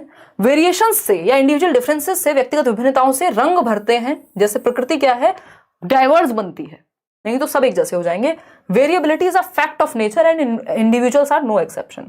यानी ये प्रकृति का नियम है कि हम में वेरिएबिलिटी है, और इस चीज को हम क्या करते हैं, हमें आपको बच्चे की जो इंडिविजुअल डिफरेंसेस है उनको सराहना है, उनको बेहतर करना है। कोई बच्चा है जो स्पोर्ट्स में अच्छा कर सकता है तो उसको वैसा माहौल दीजिए। कोई बच्चा है जो मैथ्स में अच्छा कर सकता है तो उसको वैसा माहौल दीजिए। कोई बच्चा है जो लैंग्वेज में बहुत अच्छा कर सकता है उसको वैसा माहौल दीजिए। तो अपने मेथड में परिवर्तन बच्चों के इंडिविजुअल डिफरेंसेस के अकॉर्डिंग लाने हैं। लेकिन हम क्या करते हैं, फलाना बच्चा है गुप्ता जी का और शर्मा जी की बेटी है, तुम तो इतने नंबर लाते नहीं हो। हमने कहा सब एक जैसे बन जाओ, रोबोट्स बन जाओ, सब डिफरेंसेस हैं कैसे तुम में। जबकि हमें वो डिफरेंसेस को क्या करना था, एक्सेप्ट करना था, या उसको लेके खुश होना चाहिए था कि भाई मेरे 3 बच्चे तीनों अलग अलग तरह के कलाकार हैं, है ना। कोई किसी चीज में अच्छा है, कोई किसी चीज में अच्छा है। लेकिन नहीं, अगर आप खुश भी होंगे तो आपके रिश्तेदार आके कहेंगे अरे आपका फलाने वाला बेटा या बेटी तो अच्छा है, ये सेकंड वाला थोड़ा अजीब है, और ये थर्ड वाला तो कुछ और ही है। तो ये क्या स्थिति, कंपैरिजन हम शुरू कर देते हैं, जबकि हमें इस चीज को एम्ब्रेस करना है। ये बहुत ही अच्छी बात है कि आपके पास वैरायटी है, अदरवाइज बोर हो जाएंगे। नोट देखिएगा, इसमें एक नोट है कि नोट वो वाला नोट नहीं है कैश वाला, है ना, टिप्पणी है, respect individual differences and don't laugh at others. आपको ये चीज ध्यान रखनी है, बच्चों में भी इंस्टिल करनी है कि व्यक्तिगत विभिन्नताओं का आपको ध्यान रखना है, रिस्पेक्ट करनी है उसकी, ना कि बच्चों को एक दूसरे पे हंसना है उनकी जाति या उनके धर्म या उनके शरीर या उनके रंग या उनकी रुचियों के आधार पर या उनके खाने या उनकी भाषा के आधार पर। आप बच्चों में विभेद नहीं करते, बल्कि उन चीजों को आप रिस्पेक्ट करते हैं कि इंडिविजुअल डिफरेंसेस आर देयर, ठीक है। और बच्चे फिजिकल कैरेक्टरिस्टिक्स में अलग दिख सकते हैं, रंग में, हाइट में, वेट में, स्ट्रेंथ में, हेयर कलर में अंतर पाया जा सकता है। इंटेलिजेंट हो सकते हैं कुछ बच्चे, डल हो सकते हैं कुछ, डोमिनेंट और सबमिसिव हो सकते हैं कुछ, क्रिएटिव होंगे कुछ, नॉट सो क्रिएटिव होंगे कुछ, आउटगोइंग होंगे जिनको बाहर जाना पसंद होगा, कुछ विड्रॉन होंगे जिनको बाहर जाना उतना पसंद नहीं होगा। जैसे मैं अगर दिन में आधे घंटे भी बाहर ना निकलूं तो मुझे लगता है कि मैं जीवन क्यों जी रही हूं, है ना। मेरी कोशिश रहती है क्लास के बाद भी अगर मौका मिले तो आधे घंटे हवा खा लो, ठीक है ना, एक कॉफी ही पी लो, मिल लो किसी से अगर पॉसिबल है तो ये क्या हुआ, क्योंकि मुझे हर दिन कहीं जाने की आवश्यकता होती है, मेरा रूटीन बहुत ही फ्लेक्सिबल है। तो ये क्या हुआ, मतलब विड्रॉन नहीं हूं मैं। हो सकता है किसी को घर से निकलना अच्छा लगता ही ना हो, उसको लगे यार मेरे को तो अकेले एकांत में रहने दो, या आप दोनों भी हो सकते हैं अलग अलग समय पे। तो आप आउटगोइंग हो सकते हैं बहुत ज्यादा, किसी को पार्टी पसंद है, किसी को अकेले रहना पसंद है, एकांत पसंद है। The list of variations can be endless. तो अंतरों का जो है अंत, व्यक्तिगत विभिन्नताओं का अंत नहीं है। बहुत तरह की व्यक्तिगत विभिन्नताएं व्यक्ति में हो सकती हैं।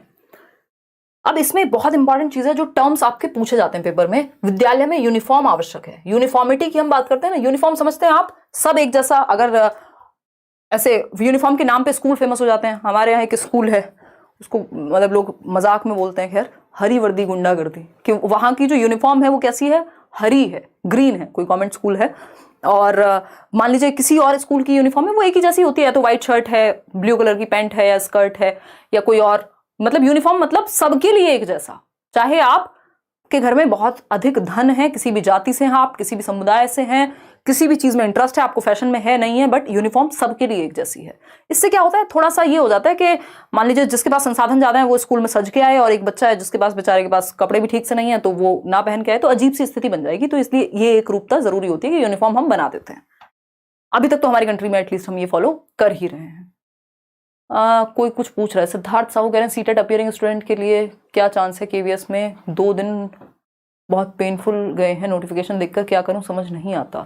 सिद्धार्थ, अगर आप मुझसे ऑनेस्टली पूछेंगे, अगर मैं आपके दिल को खुश करने की बातें करना चाहूं तो कोई अंत नहीं है। मैं ट्विटर अभियान से लेके जो आप कहेंगे वो भी कर दूंगी, अगर आप कहना चाह रहे हैं। अदरवाइज आप लॉजिकली पूछेंगे और सच में पूछेंगे जैसा सिस्टम है, तो मुझे लगता है होना नहीं है कुछ।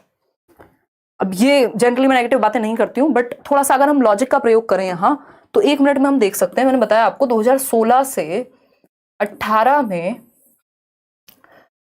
वैकेंसी आई थी केवीएस की, और 2016 से 18 तक 2 साल से भी ज्यादा का समय हो चुका था, सीटेट नहीं हुआ था।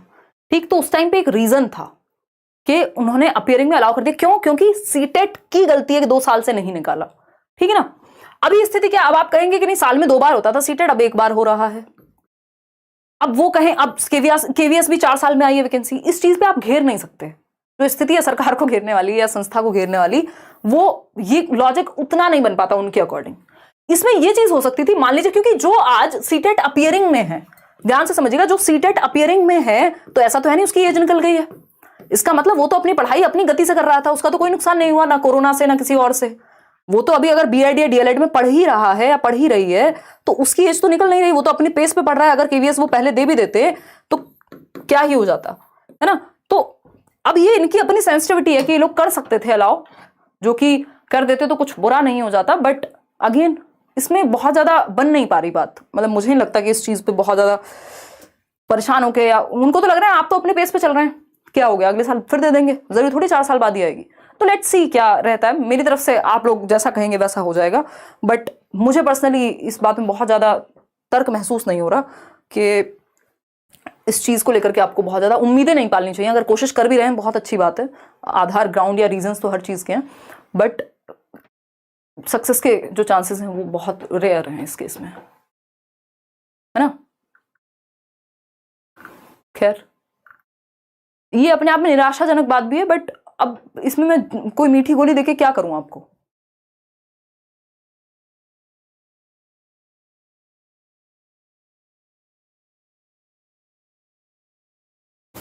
देखिएगा फटाफट से, अगर हम बात कर रहे हैं यहाँ पे, हर चीज तो यहाँ मसला बन जाती है। बीएड वाला देख लो, अभी तक लटके हुए हैं, पता नहीं कब तक क्या होने वाला है। तो यूनिफॉर्म स्कूल में तो आवश्यक है, लेकिन आपकी टीचिंग मेथड में यूनिफॉर्म की आवश्यकता नहीं है। यूनिफॉर्मिटी की टीचिंग टेक्निक आपकी डिफरेंशिएटेड होनी चाहिए, यूनिफॉर्म नहीं होनी चाहिए। यानी जो टीचिंग मेथड्स हैं वो डिफरेंशिएटेड इंस्ट्रक्शन को फॉलो करना है। ध्यान रखिएगा यहाँ पे 2 वर्ड होते हैं, एक होता है स्टैंडर्ड इंस्ट्रक्शन, यानी जो सभी के लिए एक जैसा हो, और दूसरा होता है uniform instruction. Uniform instruction KVS की वैकेंसी आएगी 1-2 साल में, या फिर डीट प्लस बी की आएगी, या और भी जगह आपका ये सुपर टेट भी निकल सकता है। बट अभी इस पे निराश होने से बनेगी नहीं बात। स्टैंडर्ड और यूनिफॉर्म इंस्ट्रक्शन, इनको दोनों को ही हटा दीजिएगा, सबके लिए एक तरीका नहीं। इंस्ट्रक्शन कैसी होनी चाहिए चाइल्ड सेंटर्ड एजुकेशन में या इंडिविजुअल डिफरेंसेस का ध्यान रखने के लिए? डिफरेंशिएटेड इंस्ट्रक्शन, यानी विभेदी अनुदेशन। विभेदी अनुदेशन यानी डिफरेंट बच्चों की नीड के अकॉर्डिंग आप इंस्ट्रक्शन प्लान कर रहे हैं, आप अपने अनुदेशन में विभेदीकरण ला रहे हैं, अंतर ला रहे हैं। आपके मेथड में अंतर हो तो कोई दिक्कत नहीं है, क्योंकि आप अलग अलग बच्चे की नीड के अकॉर्डिंग, उसके इंटरेस्ट के अकॉर्डिंग अपने मेथड में परिवर्तन कर रहे हैं। इसी को डिफरेंशिएटेड इंस्ट्रक्शन कहते हैं। ठीक है या नहीं है बात? बिल्कुल ठीक है ये बात। तो डिफरेंशिएटेड इंस्ट्रक्शन का यानी विभेदी अनुदेशन का पालन करना है, अपने टीचिंग टेक्निक में अंतर या बच्चों की रुचि के अनुसार चेंजेस लाते रहना है, अलग अलग तरह के एग्जाम्पल, अलग अलग तरह के टीचिंग लर्निंग मटेरियल्स।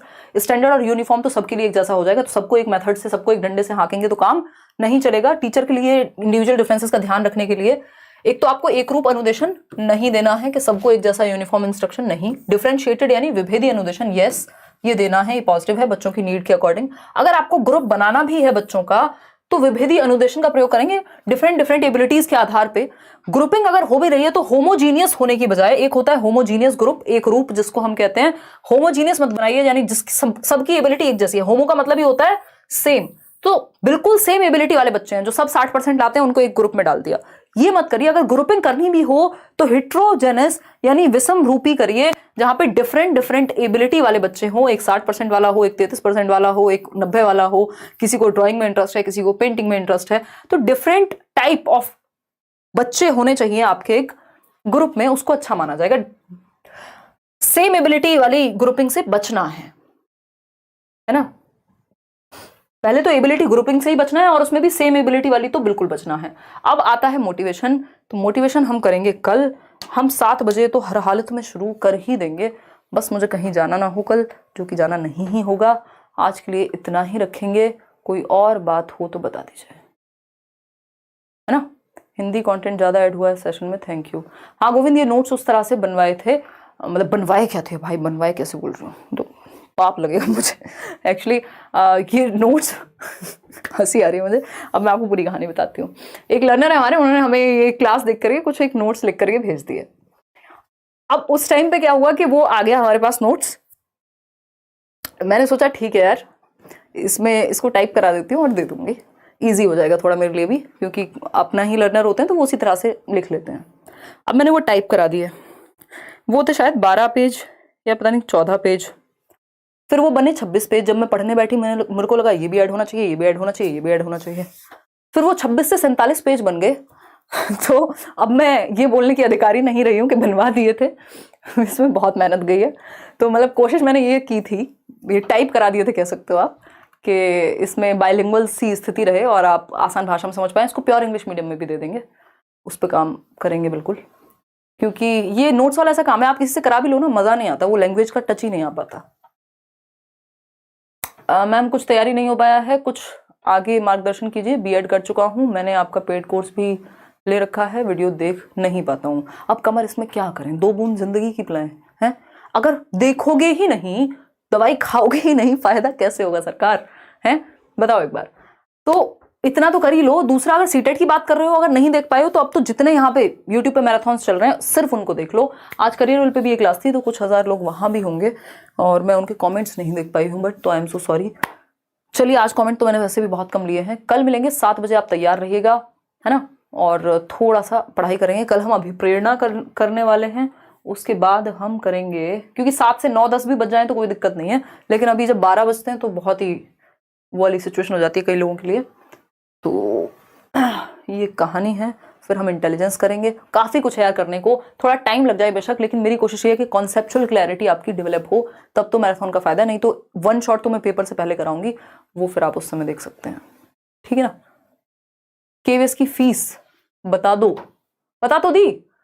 जो जनरल पेपर है उसकी 1500 है, जो कंबाइंड बैच है पीआरटी वाला उसमें 2000 है, अभी डिस्काउंट है 15 तारीख तक, और ये बढ़ी हुई थी ऑलरेडी फीस, फिर इस पर चर्चा करके और इसको कम कराया है, तब जाके ये फीस है। इसके अलावा अगर हम बात कर रहे हैं तो आपका पेडागोजी का एक स्पेशल बैच है जो कल से शुरू होगा सिर्फ केवीएस के लिए ही, तो वो भी आप ज्वाइन कर सकते हैं। उसकी फीस 800 से ज़्यादा नहीं रखेंगे, है ना। अब किसी का कोई भी सवाल हो, कोई भी बात हो तो आप पूछ सकते हैं, नहीं तो हम आज का सेशन यहीं समाप्त करेंगे। मोटिवेशन किसी को पढ़ने की इच्छा हो रही है तो पढ़ भी सकते हैं। अब आपकी मोटिवेशन अगर बनी हुई है तो हमें कोई दिक्कत खास नहीं है। अब भूख लग के जा चुकी है। मैं कुछ कमेंट पढ़ लेती हूँ, फिर नेक्स्ट क्लास आपकी, इसके कई सेशन रहने वाले हैं, क्योंकि सीडीपी ही इतना बड़ा है, अगर इसको हम बहुत अच्छे से पढ़ें तो इसी को समझने में टाइम लगेगा। अदरवाइज हिंदी, इंग्लिश, मैथ्स की पेडागोजी एक दिन में निपटा देंगे, क्योंकि कुछ टॉपिक्स तो इसमें भी कवर हो जाते हैं, और ईवीएस में थोड़ा सा टाइम लग सकता है, वो भी थोड़ा लेंदी है, ठीक है ना। हाँ, एनईपी 2020 क्वेश्चन आने के चांसेस नहीं है, चिन्ह आएंगे ही। पिछली बार इतने भर के क्वेश्चन दिए, अब तो एनईपी आ चुकी है ना, वो तो सब जगह आ रहे हैं। अगर आप वाइस प्रिंसिपल से लेकर दुनिया के किसी एग्जाम में चले जाएंगे आज की डेट में, तो एनईपी के क्वेश्चन आपको मिलेंगे। तो एनईपी से आप नहीं बच सकते हैं सरकार। मैंने 2 वीडियो बनाए हुए हैं, एक बार वो 2 क्लासेस अटेंड कर लीजिए एनईपी की। अब आपका कोई भी सवाल हो, सुझाव हो, विचार हो, ये नोट्स आप टेलीग्राम से डाउनलोड कर लीजिएगा, एक बार रीडिंग कर लीजिएगा, और जब क्लास देखेंगे तो और मजा आएगा। बहुत सारी ऐसी एक्स्ट्रा चीजें भी होंगी जो हम डिस्कस करते रहेंगे साथ साथ, जो जरूरी है। आपके एग्जाम सेंट्रिक बात कर रहे हैं हम, अदरवाइज तो जब मैं डेवलपमेंट की क्लास लेती हूँ पेडागोजी स्पेशल में, मुझे लगता है 15 क्लासेस तक चली जाती है एक चैप्टर की। तो वही एक बात है। मैराथन की क्लासेस चलेंगी अभी आपकी, जब तक ये सीडीपी कंप्लीट नहीं होता। इसमें 3 दिन भी लग सकते हैं, 4 दिन भी लग सकते हैं, ठीक है। चलिए, take care, bye bye. Depend करता है, कल अगर हमने 3-4 घंटे खींच दिया तो फिर 3 से 4 दिन में खत्म हो जाएगा। बहुत एनर्जी है अभी, पढ़ाइए। कौन है ये व्यक्ति? हाँ, आज इतना ही रखते हैं, फिर कल मिलेंगे। Bye bye.